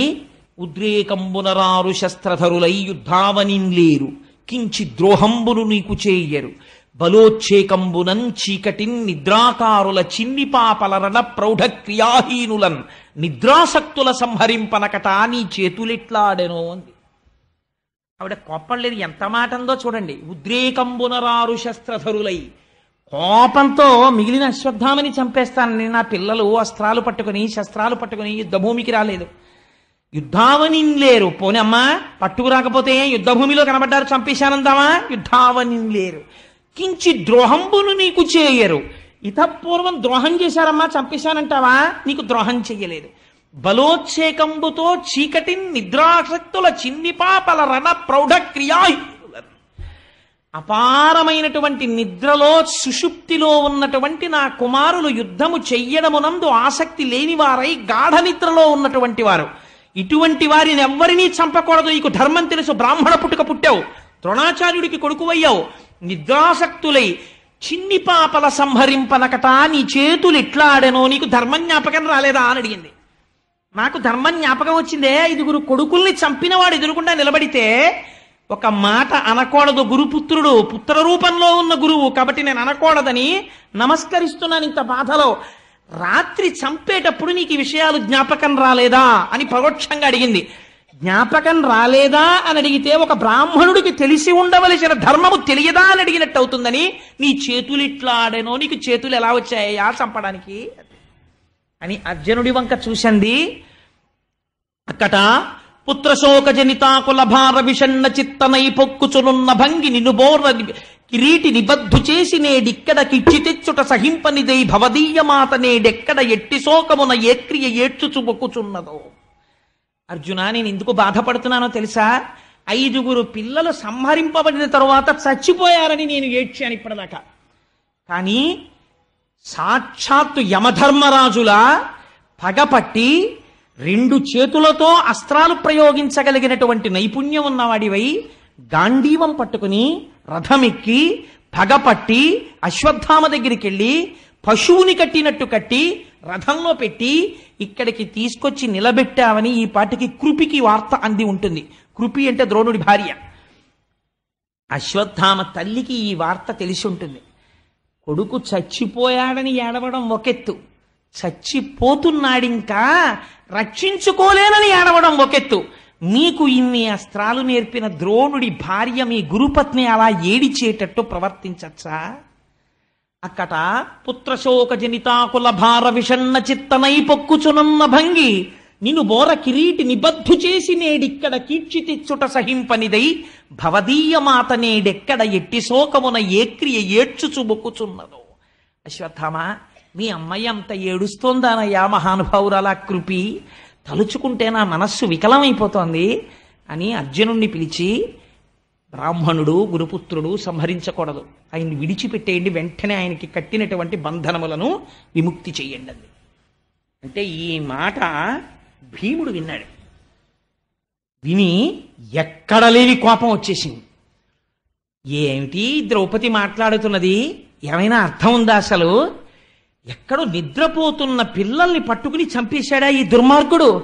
ఇటువంటి వాణ్ణి అక్కట నిద్రించుచున్న పుత్రులని చూడకుండా సంహరించినటువంటి ద్రోణపుత్రుడైనటువంటి అశ్వత్థామని బాలఘాతకున్ విడువమటంచు చెప్పెడిది వెర్రిది ద్రౌపది, వీడు విప్రుడనే విడువగనేల చంపుడిటు వీనిని మీరలు చంపరేని నా పిడికిటి పోటులం వీని శిరము భిన్నము చేసేద చూడుడిందరు. భీముడు ఇప్పుడు మాట్లాడిన అలాగే ఉంటుంది. చిక్కన గారు విరాట పర్వంలో అంటారు, ఆయన వెళ్ళిన పోస్ట్ ఏమిటంటే వంటలవాడిగా వెడుతూ ఆయన అంటాడు ధర్మరాజుతోటి, పరియ పాపంగ దునియగా విరువవలయు ఎడద కాళ్ళుల చేతుల అణచిపెట్టి అణగి ముక్కలు చేసి పొయ్యిడుదు గాని కత్తి గొడ్డలి అడగని కట్టియలకు అన్నాడు. చిక్కన గారి పద్యాలు. అమ్మయ్య, నేను వంట ఎలా చేస్తానో తెలుసా? పెద్ద పెద్ద మొద్దులు పట్టుకొచ్చి నా భుజాబలంతో చీల్చేసి నా గుండెల మీద పెట్టి విరిచేసి నా కొడల మీద పెట్టి నొక్కేసి పొయ్యిలో బారేసి వంట చేస్తాను తప్ప కత్తి గొడ్డలి బుచ్చుకోనన్నాయా కట్టెలు కొట్టడానికి అన్నాడు. దిక్కుమాలిన కట్టెలు కొట్టడానికి అంత పౌరుషం ఎందుకండి? ఆయన పౌరుషం అటువంటిది. అందుకని ఆయన అన్నాడు భీమసేనుడు, బాలఘాతకున్ విడువమటంచు చెప్పెడిది వెర్రిది ద్రౌపది వీడు విప్రుడే విడువగనేలా చంపుడిటు వీనిని మీరలు చంపరేని నా పిడికిటి పోటులన్ వీని శినము భిన్నము చేసేద చూడుడిందరు. వీడు పిల్లల్ని చంపేసినవాడు, వీడు నిద్రపోతున్న పిల్లల్ని చంపేసినవాడు గురుపుత్రుడు వదిలేయమంటుంది ద్రౌపది. వెర్రిది, దానికి తెలియదు పాపం. చంపేవతల నారాయణ వీణ్ణి. మీ అందరికీ అనుమానమా? గురుపుత్రుడు చంపకూడదు అనుకుంటున్నారా? అలా అనుకుంటే చెప్పేయండి, భయం లేదు. నా పిడికిటి పోటులన్ అంటే వెక్కిరిస్తున్నాడు అర్జునుడిని. ఎందుకయా నీ గాంధీవం దిక్కుమాలింది కాల్సనా? నాకు గాంధీవాలు బాణాలు అక్కర్లేదయా. ఎలా చంపేస్తానో తెలుసా? నా పిడికిటి పోటులన్ 4 గుద్దులు గుద్దేస్తానా తలకాయ మీద. తలకాయలు కదా కోసేశాడు, తలకాయ ముక్కలైపోతుంది. చూతురు కానీ చూడండి, మీరు చంపుతారా నేను చంపేనా అన్నాడు. అంటే ఇప్పుడు మాట్లాడడం ధర్మరాజుకు కూడా కష్టమే, భీముడికి ఆగ్రహం వచ్చేస్తే. కృష్ణుడు అన్నాడు, అర్జున నేను నీతో ఒక మాట చెప్తాను, చాలా జాగ్రత్తగా విను. నేను చెప్తున్నటువంటి మాటని. అవ్యుడు కాడు శిశుహంత దురాత్మకుడు అతతాయి. కృష్ణుడు మాట్లాడితే ఎలా ఉంటుందో భాగవతంలో మీరు చూడాలి. ఆ అంధీకరించినటువంటి పోతనగారి పాదపద్మములకు శిరస్సు ఉంచి నమస్కరించాలి మహానుభావుడు. అవ్యుడు కాడు శిశుహంత దురాత్మకుడు అతతాయి, బ్రహ్మబంధుడది తప్పదు నిక్కము, బ్రాహ్మణోన హంతవ్యమటంచు వేదము పలికెడు, కాన ధర్మబుద్ధి కర్తవ్యము వీనికాచుట యథాస్థితి చూడుము పండవోత్తమ అన్నాడు. అర్జున నేను నీకో మాట చెప్తాను, నువ్వు ప్రతిజ్ఞ చేశావు ఏమని ప్రతిజ్ఞ చేశావు? ఎవడు ఉపపాండవుల్ని సంహరించాడో వాడి తల కత్తిరించేస్తానని ప్రతిజ్ఞ చేశావు. నేనంటున్నాను, అవ్యుడు కాడు శిశుహంత దురాత్మకుడు అతతాయి, వీణ్ణి క్షమించవలసినటువంటి పని లేదు. ఒక పెద్ద బిరుదిచ్చాడు కృష్ణ పరమాత్మ, అతతాయి. అతతాయి అంటే ఇల్లు కాల్చేసేవాడు, విషం పెట్టేవాడు, హత్యలు చేసేవాడు, ఇలాంటివన్నీ అతతాయి అని పిలుస్తారు. బుద్ధినందు కలిగేటటువంటి ఆ ఉద్రేకాన్ని అణుచుకోకుండా ధర్మాధర్మ విచక్ష లేకుండా ప్రవర్తించేవాడు. అటువంటి ఆతతాయి హంతవ్యుడు, కాబట్టి చంపి అవతల పారేయచ్చు. కానీ బ్రహ్మబంధుడది తప్పదు నిక్కము. ఆయన బ్రాహ్మణుడు, అది నిజం. ద్రోణాచార్యుడి యొక్క కొడుకు. బ్రాహ్మణోన హంతవ్యమటంచు వేద విదితంబగు. వేదం ఏం చెప్తోంది? బ్రాహ్మణుణ్ణి చంపకూడదని చెప్తోంది. వేదం ఎవరు చెప్పారండి? వేదం ఎవరు రాయలేదు. ఎవరు చెప్పారు? ఈశ్వరుడి యొక్క పలుకే వేదం. అందుకే శృతి, దాన్ని ఎవరు రచించలేదు. వేదం అపౌరుషేయము. కాబట్టి ఎవరు చెప్పారు? కృష్ణుడే చెప్పాడు, ఈశ్వరుడు కాబట్టి. కాబట్టి నేనేం చెప్పాను? బ్రాహ్మణుణ్ణి చంపద్దని చెప్పాను. నేను ఇప్పుడు ఏం చెప్తున్నాను? వీడిని చంపేయమని చెప్తున్నాను. ఎందుకు చెప్తున్నాను? ఆతతాయి, చంపేయమన్నాను. బ్రాహ్మణోన హంతవ్యమటంచు వేద విదితంబగు. నేనే వేదంలో చెప్పాను. ఏమని చెప్పాను? ఎన్ని తప్పులు చేసినా బ్రాహ్మణుణ్ణి చంపకూడదని చెప్పాను. కాబట్టి అర్జున, నువ్వేం చేస్తావో తెలుసా? ధర్మబుద్ధి కర్తవ్యము విని కాచుట. ఆతతాయి కాబట్టి చంపేయాలి, బ్రాహ్మణుడు కాబట్టి క్షమించాలి, చంపకూడదు. అది నేనే చెప్పాను, ఇది నేనే చెప్తున్నాను. ఈ రెండు నేనే చెప్పాను.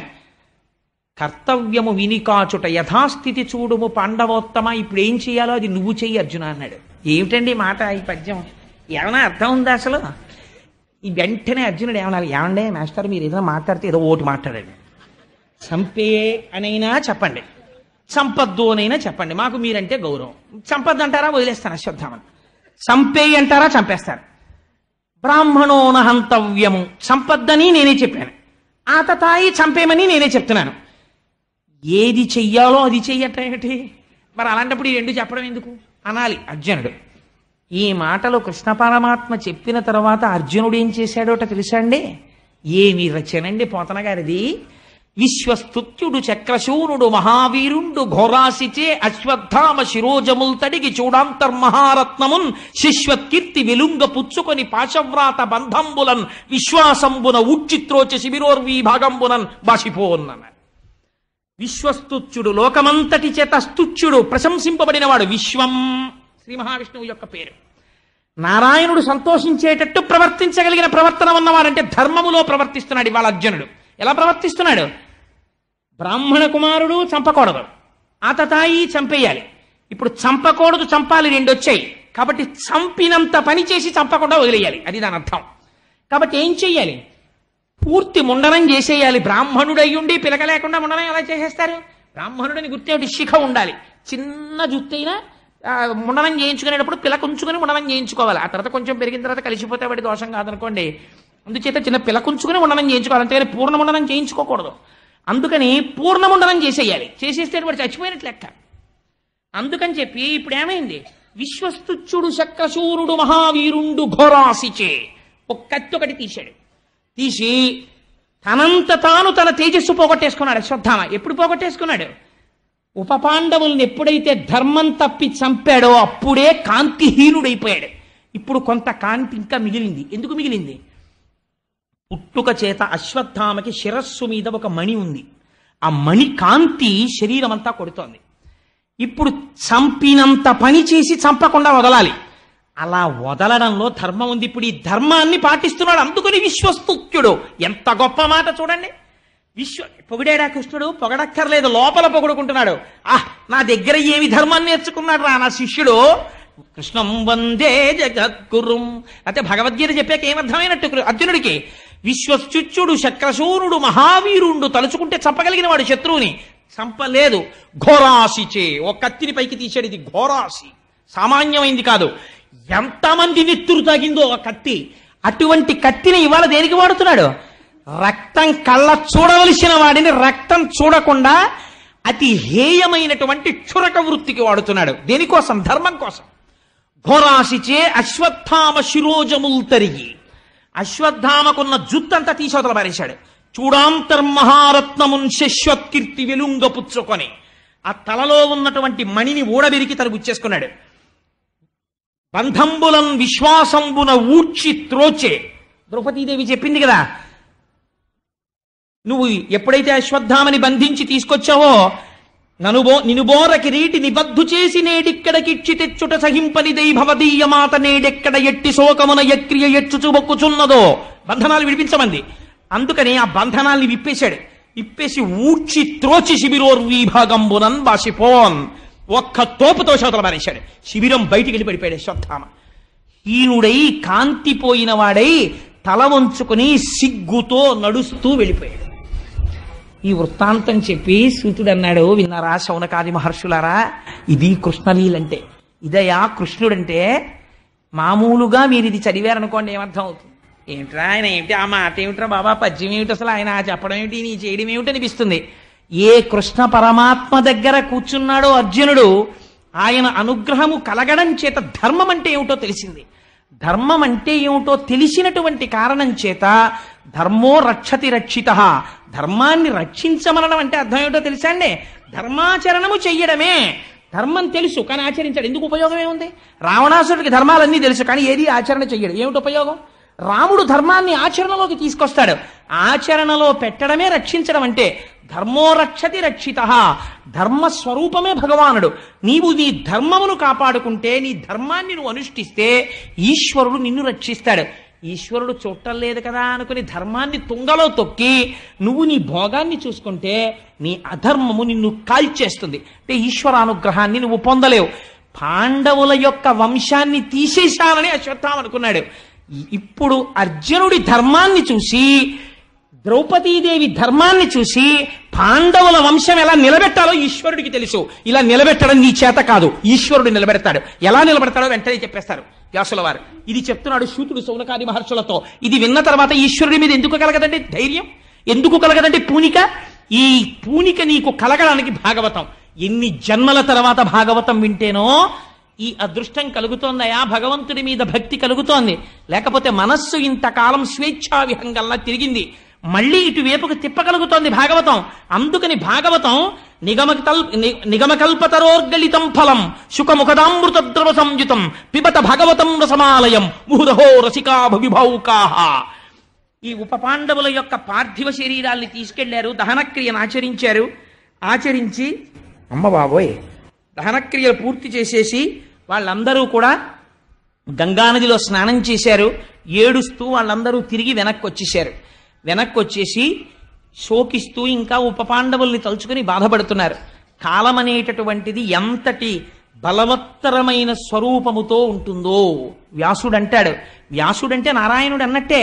కాలోహి బలవాన్ కర్త సతతం సుఖదుఃఖయో నరాణాం పరతంత్రాణం పుణ్యపాపానుయోగత. మీకు కాలం అంటే ఎలా ఉంటుందంటే ఎంత విచిత్రంగా ఉంటుందో తెలుసా అండి? మా దొరగారికి నేనంటే ఎనలేని ప్రేమ.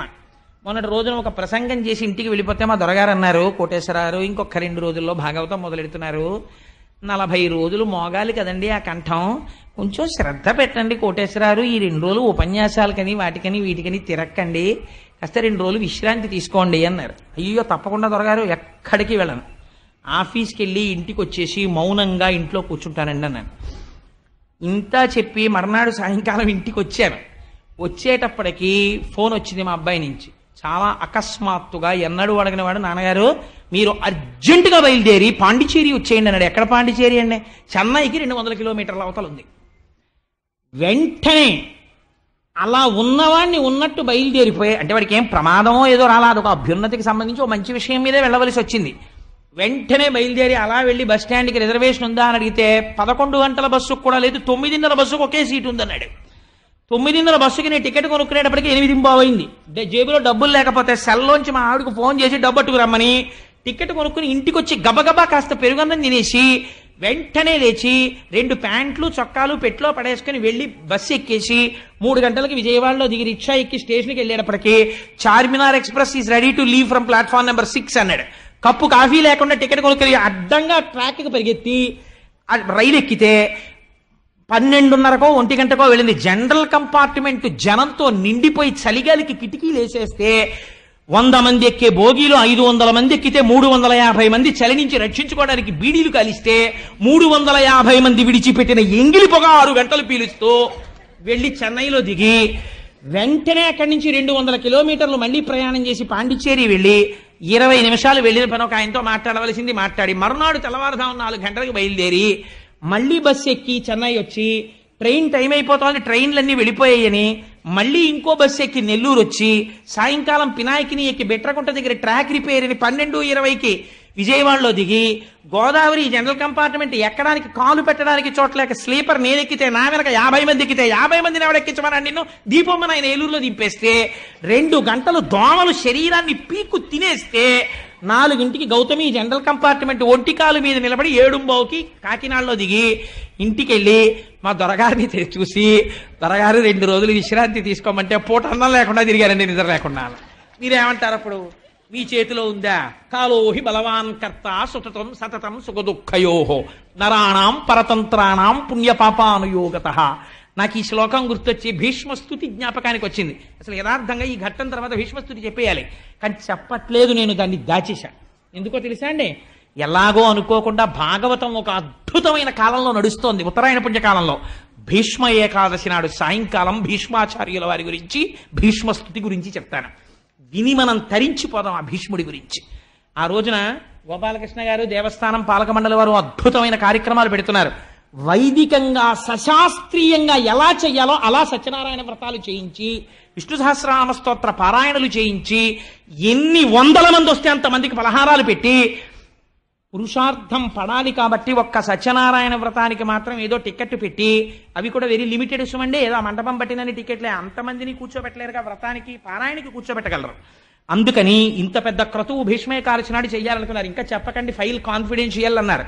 నాకు ఆ మాటకు అర్థం తెలియదు ఇంగ్లీష్లో, అందుకని చెప్పేశాను గోపాలకృష్ణ గారు, నన్ను మన్నించండి, మీరు అలాంటివి చెప్పేటప్పుడు రహస్యం అని చెప్పాలి నాకు. సరే, అందుచేత ఏమైంది? కాలోహి బలవాన్ కర్త సతతం సుఖదుఃఖయోహో. కాలం ఏం చేస్తోంది? బలవత్తరమైన రూపంతో సుఖదుఖాల్ని ఇచ్చేస్తోంది. ఇలా ఇచ్చేస్తున్నటువంటి కాలమునకు పరతంత్రుడవు, నువ్వు చెయ్యగలిగినదేం ఉండదు. ఈశ్వరుడు ఎలా చెప్పాడో అలా జరిగిపోతూ ఉంటుందంతే. ఇంత బలవత్తరమైన కాలస్వరూపంలో జీవులు పుడుతూ ఉంటారు, మరణిస్తూ ఉంటారు. ఇక్కడ భాగవతాంతర్గతం కాను, కానీ మీకు ఒక మాట చెప్తాను. ఉపపాండవులు 5గురు సాక్షాత్తుగా అంత మహావీరుల పుత్రుడు కదా, వాళ్ళు మరణించడం ఏమిటండి, అలా ఎందుకు జరిగింది అని మీకు అనుమానం రావచ్చు. మహానుభావుడు మల్లాది చంద్రశేఖర శాస్త్రి గారు ఒక చోట పరిష్కరించారు దాన్ని. విశ్వామిత్రుడు హరిశ్చంద్రుడి చేత పీడింపబడి అరణ్యములలో తిరుగుతూ తినడానికి కూడా లేక బాధపడుతున్నటువంటి రోజులలో విశ్వేదేవతలు 5గురు చూసి, ఈ విశ్వామిత్రుడు ఎంతటి ధూర్తుడు, ఇంత బాధ పెడుతున్నాడు హరిశ్చంద్రుణ్ణని చెప్పుకుంటున్నారు. విశ్వామిత్రుడు విన్నాడు, మీరు 5గురు నన్ను ధూర్తుడని పిలిచారు కనుక మీరు భూమి యందు జన్మించండి శపించాడు. వాళ్ళ 5గురు విశ్వామిత్రుడి కాళ్ళ మీద పడి, ఉన్న పోస్టు పోగా మనుష్య జన్మ ఏమిట్రా బాబోయ్, మహానుభావా మమ్మల్ని రక్షించు, క్షమించు, మా తప్పైపోయిందన్నారు. తెలిసి తెలియకుండా ఎందుకు మాట్లాడతారు? హరిశ్చంద్రుడి గొప్పతనం చెప్పడానికి నేను ఈ పరీక్ష పెట్టాను. నన్ను ధూర్తుడంటారు, మీకేం తెలుసని ధూర్తుడన్నారు? కాబట్టి మీరు పుట్టవలసిందే, తప్పదు. కానీ ఒక వరం ఇస్తాను, మీకు వివాహం అవ్వకముందే, అసలు పిల్లలు కూడా పుట్టకముందే మీ జీవితాలు పూర్తయిపోయి మళ్ళీ మీ పదవుల్లోకి మీరు వచ్చేస్తారన్నారు. అందుకని ఉపపాండవులుగా వెళ్ళి ధర్మ సంస్థాపనార్థం కురుక్షేత్రంలో యుద్ధం చేసి వివాహం అవ్వకముందే మరణించి తిరిగి వచ్చేశారు. సరే, ఇది జరిగింది. అందుకని ఇది మాత్రం భాగవతాంతర్గతం కాదు, నేను వేరొక చోట నుంచి అనుసంధానం చేశానంతే, మీకు ఒక పరిపూర్ణమైన స్థితికి తెలుస్తుందని. సరే, అందుచేత ఇది జరిగి కృష్ణ పరమాత్మ కాలము యొక్క బలవత్తరమైన స్వరూపముని వివరించి చెప్పి పాండవులకు, కుంతీదేవికి, ద్రౌపదీదేవికి ఉపశాంతిని కల్పించారు. కల్పించిన తదుపరి బయలుదేరి వెళ్ళిపోవడం కోసమని, ఇంకా నేను ద్వారకానగరానికి బయలుదేరుతానని కృష్ణ పరమాత్మ రథం ఎక్కి బయలుదేరుతున్నారు. ఆ బయలుదేరుతున్నటువంటి సమయంలో కృష్ణుణ్ణి విడిచిపెట్టి ఉండలేక ధర్మజాదులందరూ కూడా ఇన్ని స్తోత్రం చేసి బెంగ పెట్టుకుని దీనవదనాలతో నిలబడ్డారు. నిలబడి ఉండగా మీరు భాగవతంలో గమనించవలసిన గొప్ప రహస్యం ఒకటి ఉన్నది. బహుశా వేదిక మీద చెప్పచ్చో చెప్పకూడదో నాకు తెలియదు, కానీ దీని గురించి చేసినటువంటి ఒక ప్రసంగమే నన్ను ఈ ఆధ్యాత్మిక ప్రవచనాల్లోకి తీసుకొచ్చింది. ఒకనాడు ఉత్తర పెద్ద ఏడుపు ఏడుస్తూ పరిగెత్తుకుంటూ కృష్ణుడున్న రథం దగ్గరికి వచ్చింది. వచ్చి ఆ రథం దగ్గర ఉన్న కృష్ణ పరమాత్మ యొక్క పాదముల మీద పడిపోయింది. పడిపోయి ఒక మాట చెప్పింది. పద్యం అండి చాలా గమ్మత్తుగా ఉంటుంది. ఇది పోతన గారు మాత్రమే రచించగలరు, అన్యులకి సాధ్యం కాదు. పలికెడిది భాగవతమట, పలికించు విభుండు రామభద్రుండట, నే పలికిన భవహరమగునట, పలికెద వేరుండు గాథ పలుకగనేల. పోతన గారు అన్నారు, ఉత్తర కృష్ణుణ్ణి చూసి ఏమందో తెలుసా అండి? చెల్లెలి కోడల, నీదు మేనల్లుడు శత్రువుల చేత హతుడయ్యను, సంపులారవిందలోచన భల్లాగ్ని నది అనంచి పుత్రు రక్షించగదే అంది. ఎంత చిత్రమైన మాట చూడండి. కృష్ణుణ్ణి చూసి ఏమనాలి? ఉత్తర గర్భంతో ఉంది అప్పటికి, అభిమన్యుడు మరణించాడు కాబట్టి ఇప్పుడు పాండవులకి వంశం లేదు కనుక కదా అశ్వత్థామ చంపేశాడు. పరిగెత్తుకుంటూ వచ్చినటువంటి ఉత్తరంది, నాకు ఏదో తెలియడం లేదు కానీ ఒక దివ్యమైనటువంటి తేజస్సు ఒకటి వచ్చేసింది, ఒక ఇనప బాణం ఏదో వచ్చేస్తోంది. అది చిత్రం ఏమిటంటే బయటికి కనపట్టలేదు, అది నా కడుపులోకి ప్రవేశించేస్తోంది. అమ్మని కాబట్టి నాకు తెలుస్తోంది, లోపల ఉన్నటువంటి పిండము మీద పగపట్టింది, పగపట్టి ఆ పిండాన్ని చెనకేస్తోంది, ఆ పిండమును చంపడానికి వెళ్ళిపోతోంది ఆ బాణం. ఇప్పుడు ఆ పిండము కాని పోయిందంటే నేను తల్లిని, ఆ పిండము చచ్చిపోవడం నేను ఇష్టపట్టలేదు. బయటికి వచ్చిన ఉప పాండవుల కోసం ద్రౌపది ఇచ్చింది, లోపల ఉన్న పిండం పోతోందని ఉత్తర ఏడుస్తోంది. ఇప్పుడు ఆ పిండమును తరుముతోంది ఒక బాణం, అదేమిటో నాకు తెలియదు. కృష్ణ నువ్వు రక్షించు అన్నారు. అనగానే అడగనటువంటి పాండవులు గబగబా చేతిలోకి ధనస్సు బాణాలు పట్టుకున్నారు. ఎవరి మీద వేస్తారు? ఎక్కడున్నాడు బయట శత్రువు? ఉత్తరాగర్భములో ఉన్నాడు. ఇప్పుడు పిండమును నరకడానికని వెళ్ళిపోతోంది బాణం. ఇప్పుడు కృష్ణుడు చూశాడు. ఏమని అడిగిందండి కృష్ణుణ్ణి? ఆ అడగడం చెల్లెలి కోడలా అని మొదలుపెట్టింది. కృష్ణ నేనెవరో తెలుసా? నీ చెల్లెలి కోడలా. బంధుత్వం చెప్తోంది. ఇప్పుడు నీ చెల్లెలు సుభద్ర, ఆ సుభద్రకి నేను కోడల్ని. ఎందుకని? సుభద్ర అర్జునుల యొక్క కుమారుడు అభిమన్యుడు, అభిమన్యుడు యొక్క భార్యని నేను ఉత్తరని. నీ చెల్లెలి కోడలా, నీ చెల్లెలికి కోడల్ని నేను. నీదు మేనల్లుడు, నా కడుపులో ఉన్న పిల్లవాడు నీకేమవుతాడు? మేనల్లుడు అవుతాడు. మేనల్లుడు అంటే ఏమిటి? మేనమామల ముద్దు మేలైన ముద్దు, తాతలకు తా ముద్దు తాను అబ్బాయి అని జానపదులు పాటలు పాడుతుంటారు. మనవలంటే తాతలకి ప్రీతి, మేనమామ అంటే చాలట మేనల్లుడితో ఆడుకుంటాడు. ఎంత పండితుడైనా సరే ఆ మేనల్లుళ్ళని చూసేటప్పటికీ వాళ్ళతో ఏదో వికారం, ఏదో ఒక వెర్రి మాట మాట్లాడాలనిపించేస్తుంది. వేసి వాడితో ఆడుకుంటూ ఉంటాడు. ఆడుకుంటుంటే ఆఖరికి వాడు మాయ నోర్ముయ్యి అంటాడు. అన్న తర్వాత వీడికి ఎంత సంతోషంగా ఉంటుందో. అదేమిటో మరి ఆ మేనమావ పోస్ట్లో ఉండేటప్పటికి అలా అనాలనిపిస్తుందో ఏమిటో, అలా వెటకారం వాడు అదో సంతోషం ఏమిటో, ఆ ప్రేమ చిత్రంగా ఉంటుంది. అలా మీరు ఎలా చెప్పగలిగారని మీరు నన్ను అడగచ్చు. దానికి నేను ఒక ఉదాహరణ చెప్తాను. మా గృహప్రవేశానికి మా చెల్లెలి కొడుకు మా చెల్లెలి కుటుంబంతో వచ్చింది. వాడు ఇంత ఉంటాడు, చిన్నవాడు. వాడి పేరు శ్రీహరి. వాడి పేరుని బట్టైనా నేను గౌరవించద్దు. వాడిని 10 మాటలు అస్తమానం అనేవాడిని. గృహప్రవేశానికి చాలామంది పిల్లలు వస్తారా, నీకు కూడా పెళ్లి చేసేస్తాను కొత్త ఇంట్లో, నీకు నచ్చిన పిల్లని చూసుకోరా అంటుండేవాడిని ఉట్టినే సరదాకి. వాడు విని అన్నాడు, మాయా నాకు పెళ్ళేను మాయా, మాయా నాకు పెళ్ళేను మాయా అన్నాడు. 10 మాటలు 11వ మాట అన్నాడు, మాయ ఏంటి అస్తమానం పెళ్ళంటావు, నోరు ముయ్యి అన్నాడు. నాకు ఎంత సంతోషం వేసిందో, నాకు పెద్ద సన్మానం చేసినంత ఆనందం వేసేసింది నాకు. ఎందుకు అలా? అదేంటంటే అలా మేము కూడా అనకండి అలా. ఎందుకంటే మేనమావల ముద్దు మేలైన ముద్దు, అదో ముద్దు అంతే. మేనమావలకి మేనల్లుళ్ళు అంటే అదో సరదా. అందుకని ఎంత మాట అంటుందో చూడండి. ఉత్తర చెల్లెలి కోడలా, నీ చెల్లెలి యొక్క కోడల్ని, నీదు మేనల్లుడు నువ్వు మేనమావవి, ప్రేమతో చూడవలసిన వాడివి, నిర్హేతుకం. ఆ ప్రేమకి అర్థం ఉండదు మేనమావ ప్రేమకి. నీదు మేనల్లుడు శత్రువుల చేత హతుడయ్యను. ఆ శత్రువు ఎవరో నాకు తెలియదు కానీ వేసేశాడు బాణం, లోపలికి వెళ్ళిపోతోంది, అది పిండాన్ని చెనకైపోతోంది. శత్రువుల చేత హతుడయ్యను, సంపులారవిందలోచన, తామర పువ్వుల వంటి నేత్రములున్నవాడా, నువ్వు కన్ను విప్పి ఇలా చూస్తే శత్రువు మడిసిపోతాడే, అటువంటి వాడివి. సంపులారవిందలోచన, భళ్ళాగ్ని నుంచి అగ్నిహోత్రంలో ఉంది బాణం. నాకు తెలుస్తుంది ఆ బాధ ఏమిటో, ఈ బయట ఉన్న వాళ్ళకి ఏం తెలుస్తుంది? కడుపుతో నిప్పితో ఉన్నవాడికి తెలుస్తుంది. బా కాస్త ఓర్చుకోవే అంటే, అది ఎదురుగుండా ఉన్న వాళ్ళు ఏమిటి ఓర్చుకోవడం, చచ్చిపోతుంటే కడుపు నిప్పితో ఉంటుంది ఆవిడ. అందుకని భళ్ళాగ్ని నుంచి అగ్నిహోత్రం దహించేస్తోంది లోపల. శిశువు బ్రతికింపగదే, ఆ కడుపులో ఉన్న పిండాన్ని రక్షించవా కృష్ణ అని శరణాగతి చేసింది. ఈ పద్యంలో ఉన్న రహస్యాన్ని మీరు అర్థం చేసుకున్నారా? నేను త్యాగరాజస్వామి వారి కీర్తనల గురించి తల్లి పెద్దాడ సూర్యకుమారి గారు ఇక్కడ పాడుతున్నప్పుడు వ్యాఖ్యానం చేస్తూ ఒక మాట అన్నా. ఎప్పుడూ ఇలా చేతులు కట్టేసుకుని బిగిసిపోయి భగవంతుణ్ణి చూసి అయ్య బాబోయ్ మీరెంత వారండి బాబు, నేనెంత వారండి బాబు అనడం కాదయ్యా. చిన్న చొరవ ఉండాలి భగవంతుడి దగ్గర. ఉన్నప్పుడే దానికి ఒక పరిపూర్ణత ఉంటుంది ఆ భక్తికి అన్నాను. భగవంతుడితో అనుబంధం పెంచుకోవాలి.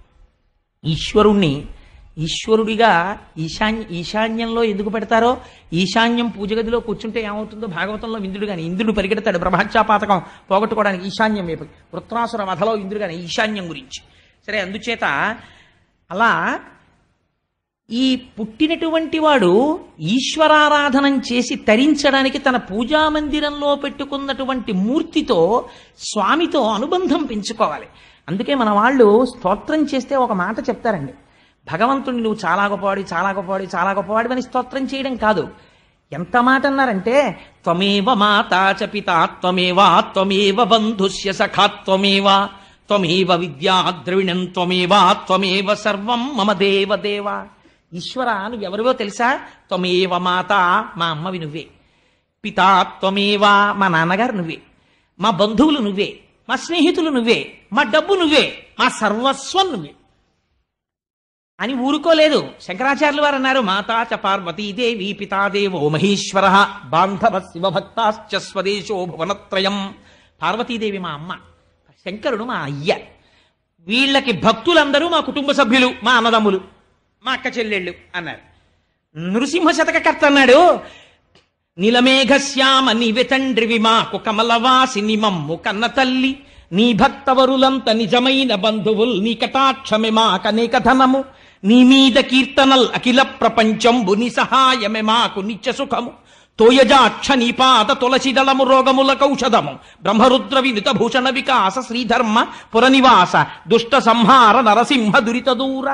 నీలమేఘశ్యామ నీవె తండ్రివి మాకు, స్వామి నువ్వు మా తండ్రివి, కమలవాసిని మమ్ము కన్న తల్లి, పద్మములో కూర్చున్నటువంటి పద్మావతీదేవి మా అమ్మ. ఈ అనుబంధం ఉండాలి భగవంతుడితోటి. మాకు భయం ఏమిటంటే మా నాన్నగారు ఉన్నారు, మా అమ్మ ఉంది, నాకు భయం ఏమిటంటే అనగలగాలి. నారదుడు అన్నాడు నిన్నటి రోజున అలాగా అరణ్యంలోకి వెళ్ళి, నాకు భయం ఏమిటంటే ఇక్కడ మా అమ్మ నాన్నగారు ఉన్నారు కదండి లక్ష్మీనారాయణులు అన్నాడు కాబట్టి రక్షింపబడ్డాడు. నీకు ఆ పూనిక ఉండాలి. పూనిక ఎప్పుడు? విశ్వాసమునకు భక్తి అని పేరు. లేని రోజున ఎంత రొట్ట వేస్తే ఉపయోగం ఏమిటి? ఆ పూనిక ఉన్నదా? ఉన్నది. ఏమిటి గుర్తు? ఈ అనుబంధంతో ఇంతమంది గాంధీవం ఉన్నటువంటి అర్జునుడు ఉన్నాడు, చేత గదది ధరించి తిప్పితే అగ్నిహోత్రాన్ని పుట్టించగలిగిన భీమసేనుడు ఉన్నాడు, నకుల సహదేవులు ఉన్నారు, అజాతశత్రువైన ధర్మరాజు ఉన్నాడు, 5గురు మామగారులు అక్కడ నిలబడి ఉన్నారు. 5గురి మామగారుల కాళ్ళు పట్టుకోలేదు. నీ వాళ్ళు నిన్నేం రక్షిస్తారు? నువ్వు మా మామగారు అంతవాడండి, మా బావగారు ఇంతవాడండి, మా మరిది గారు ఇంతవాడండి అని స్తోత్రం మాని, నీ రక్షణ ఎక్కడుందో తెలుసా? నీ ఇంటి ఈశాన్య దిక్కునుంది. నీ స్వామిని నమ్ముకోవడం నేర్చుకో. అలాగని మా బావగారి గురించి ఎందుకంటే అనవసరం అనకు. మీ బావగారిని భగవంతుడిగా చూసుకో, కానీ లోపల పూనికతో మాత్రం ఈశ్వరుడికి శరణాగతి చేయడం నేర్చుకో. వాడు నీకు రక్షకుడు, అన్యులు రక్షకులు కారు. అందుకని ఆవిడ పాండవుల్ని ప్రార్థన చేయలేదు, కృష్ణుడిని ప్రార్థన చేసింది. చెల్లెలి కోడల ఎన్నో తరంలోదండి ఉత్తర? పాండవుల యొక్క కుమారుడైన అభిమన్యుని యొక్క భార్య ఉత్తర, అంటే కోడలు. కాబట్టి పాండవుల యొక్క తర్వాత తరంలోది ఉత్తర.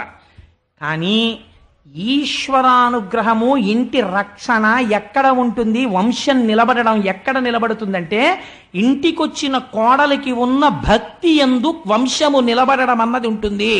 కోడలు తీసుకొచ్చే కట్నం, కోడలికి వెనకాల ఉన్నటువంటి పరివారం, కోడలకు వచ్చిన ఇంగ్లీషు, కోడలకున్న సీరియల్ నాలెడ్జి, కోడలకున్నటువంటి టీవీ నాలెడ్జి క్రైటీరియాగా తీసుకుని కోడల్ని ఇంటికి తెచ్చుకుంటే, ఆ తర్వాత అత్తకి కోడలకి పడకపోయి వీధిలోకి వచ్చి అల్లర్లు పడిపోతే వచ్చిన ఇబ్బంది అంటే ఉపయోగం ఏముంది?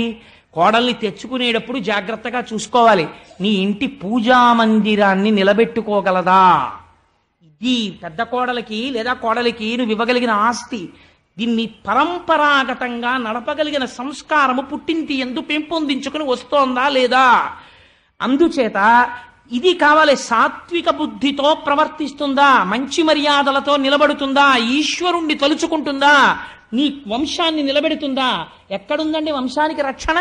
అందుకని కృష్ణుడి పాదాల మీద పడి నీదు చెల్లెలి కోడల, నీ మేనల్లుడు శత్రువుల చేత హతుడయ్యను, సంపులారవిందలోచన భల్లాగ్నినంచి శిశువు బ్రతికింపగదే అంది. పోతన గారు అన్నారు, ఎంత ఆశ్చర్యం జరిగిందో తెలుసా ఆ రోజున అన్నారు. సకల ప్రాణి హృదంతరాళమున భస్వజ్యోతి అయ్యుండు ఈశ్వరుడు అచ్యుతుడు, చిక్కలుండు అచ్యుతుడై ఎడన్ చక్రహస్తకుడై వైష్ణవమాయ గప్పి విరటజా గర్భంబున కురు సంతానార్థి అయి అడ్డమై ప్రకట స్ఫూర్తి ననంచ ద్రోణ తనయ బ్రహ్మాస్త్రమున్లీలతో. ఎంత గొప్ప పద్యం వేశారో చూడండి. ఆయన అన్నారు, సకల ప్రాణి హృదంతరాళముల భస్మజ్యోతి అయ్యుండు సూక్ష్మకలుండు అచ్యుతుడయ్యడన్. అచ్యుతుడన్నారు. అచ్యుతుడంటే ఏ పరిస్థితులలో ఏ కాలములో కూడా తన యొక్క స్థానము నుండి భ్రంశమును పొందనివాడు. అటువంటి వాడు ఆయన ఎక్కడుంటాడు? సకల ప్రాణి హృదంతరాళముల భస్వజ్యోతి అయ్యుండు. భా అన్నది కాంతి, జ్ఞానం. అన్ని ప్రాణుల హృదయాలలో ఉన్న భావనలను అర్థం చేసుకోగలిగిన వాడు. ఇంతమంది మామగారులు ఇక్కడున్నా రక్షించడం అన్నది మాత్రం ఆయన నుంచే రావాలి. వీళ్ళు రక్షించిన ఆ రక్షణ శక్తి ఈయన నుంచే అక్కడికి వెళ్ళి ఇక్కడికి వస్తుంది. ఓవర్ హెడ్ వాటర్ ట్యాంక్లో నీళ్లుంటే పంపులోంచి వస్తాయి. పంపు నీళ్ళక్కడ లేకపోతే పంపులోంచి ఏమొస్తాయి? అందుకని ఇక్కడి నుంచి రావాలి, ఇక్కడుంది మెయిన్ సెంటర్ అని పట్టుకుంది. ఇది తెలుసుకున్నాడు స్వామి. ఎలా తెలుసుకున్నాడు? సకల ప్రాణి హృదంతరాళముల భస్వజ్యోతి అయ్యుండు సూక్ష్మకళుండచ్యుతుడు అంటున్నావేమో. సూక్ష్మకళుండ్ మంత్రపుష్పం చెప్పేసింది. నీవారసూకవత్తన్వి పీతాభాస్వత్యనూపమా. వడ్డుగింజ పెట్టుకుని ఇలా గీరితే మొన ఎంత ఉంటుందో అంత ఇక్కడ ప్రకాశిస్తుంటాడు. సూక్ష్మకళుండచ్యుతుడై ఎడన్ విరటజాగర్భంబున చక్రహస్తకుడై అంగుష్టమాత్రుడైపోయాడు. బొటన వేలంత వాడైపోయాడు. ఇక్కడ బయట రథం దగ్గర నిలబడ్డాడు. అక్కడ ఉత్తరా గర్భంలోకి వెళ్ళిపోయాడు. బొటన వేలంత వాడై ఉన్నాడు. పట్టు పీతాంబరం కట్టుకున్నాడు. చతుర్భుజుడయ్యాడు. చేతిలో చక్రం పట్టుకున్నాడు. ఒక చేతితో గదని ఇలా తిప్పుతున్నాడు. ఇలా గదని తిప్పుతున్నవాడు ఎంతున్నాడు? బొటన వేలంతున్నాడు. కడుపులో పడుకున్న పిండమేమంటోంది?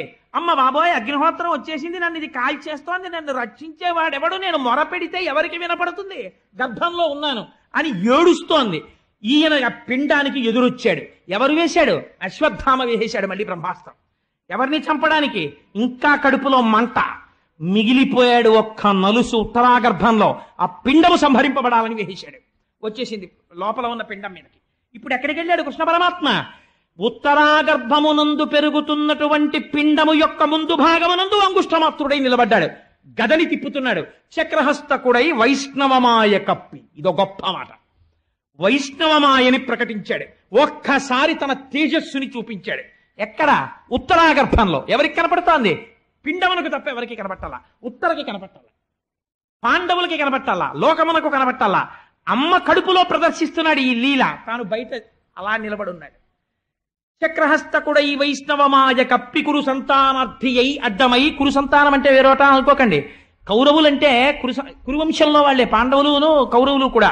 అందుచేత కురు సంతానార్థి అయి అడ్డమై పాండవుల వంశము నిలబడడం కోసమని తాను పిండమునకు ఎదురెళ్ళి నిలబడి బ్రహ్మగారి అస్త్రము నుంచి వచ్చినటువంటి తేజస్సుని తన తేజస్సులో కలిపేసుకుని చాలా ఉల్లాసంగా సంతోషంగా పిల్లాడి వంక చూస్తే వాడి ఇంకా సరిగా అమరని రెండు చేతులతో ఎంత అందగాడురా, బొట్టన వేలంతున్నాడు.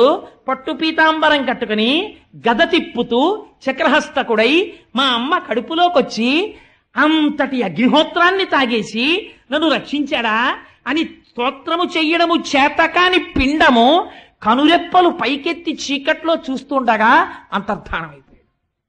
కురు సంతానార్థి అయి అడ్డమై ప్రకట స్ఫూర్తి ననంచ ద్రోణ తనయ బ్రహ్మాస్త్రమున్ లీలతోన్. అశ్వత్థామ చేత విడువబడనటువంటి బ్రహ్మాస్త్రము నుంచి పైకి వచ్చిన అగ్నిహోత్ర జ్వాలలను తాను తీసుకుని బయటికి వెళ్ళిపోయాడు. ఇది సూతుడు చెప్పన్నాడు. చిత్రంగా ఉందా ఈ మాట? అలా ఎలా పుచ్చుకుంటాడు అని అనుకుంటున్నావా? నీకు మొట్టమొదటి చెప్పాను కదా 22 అవతారాలు. 22 అవతారాలలో మొట్టమొదటి అవతారం ఇది. అన్నీ అందులోంచి వచ్చే ఉన్నది నారాయణుడు. అందులోంచి నాభికమలంలోంచి బ్రహ్మగారు వచ్చారు. అందులోంచి పుట్టిన వాడి తేజస్సుని ఎందులోంచి వచ్చాడో అందులోని వాడు పుచ్చేసుకోవడం పెద్ద గొప్ప. పుచ్చేసుకున్నాడయా. అందుకు నా తేజస్సుని తనలోకి తీసుకుని వెళ్ళిపోయాడు.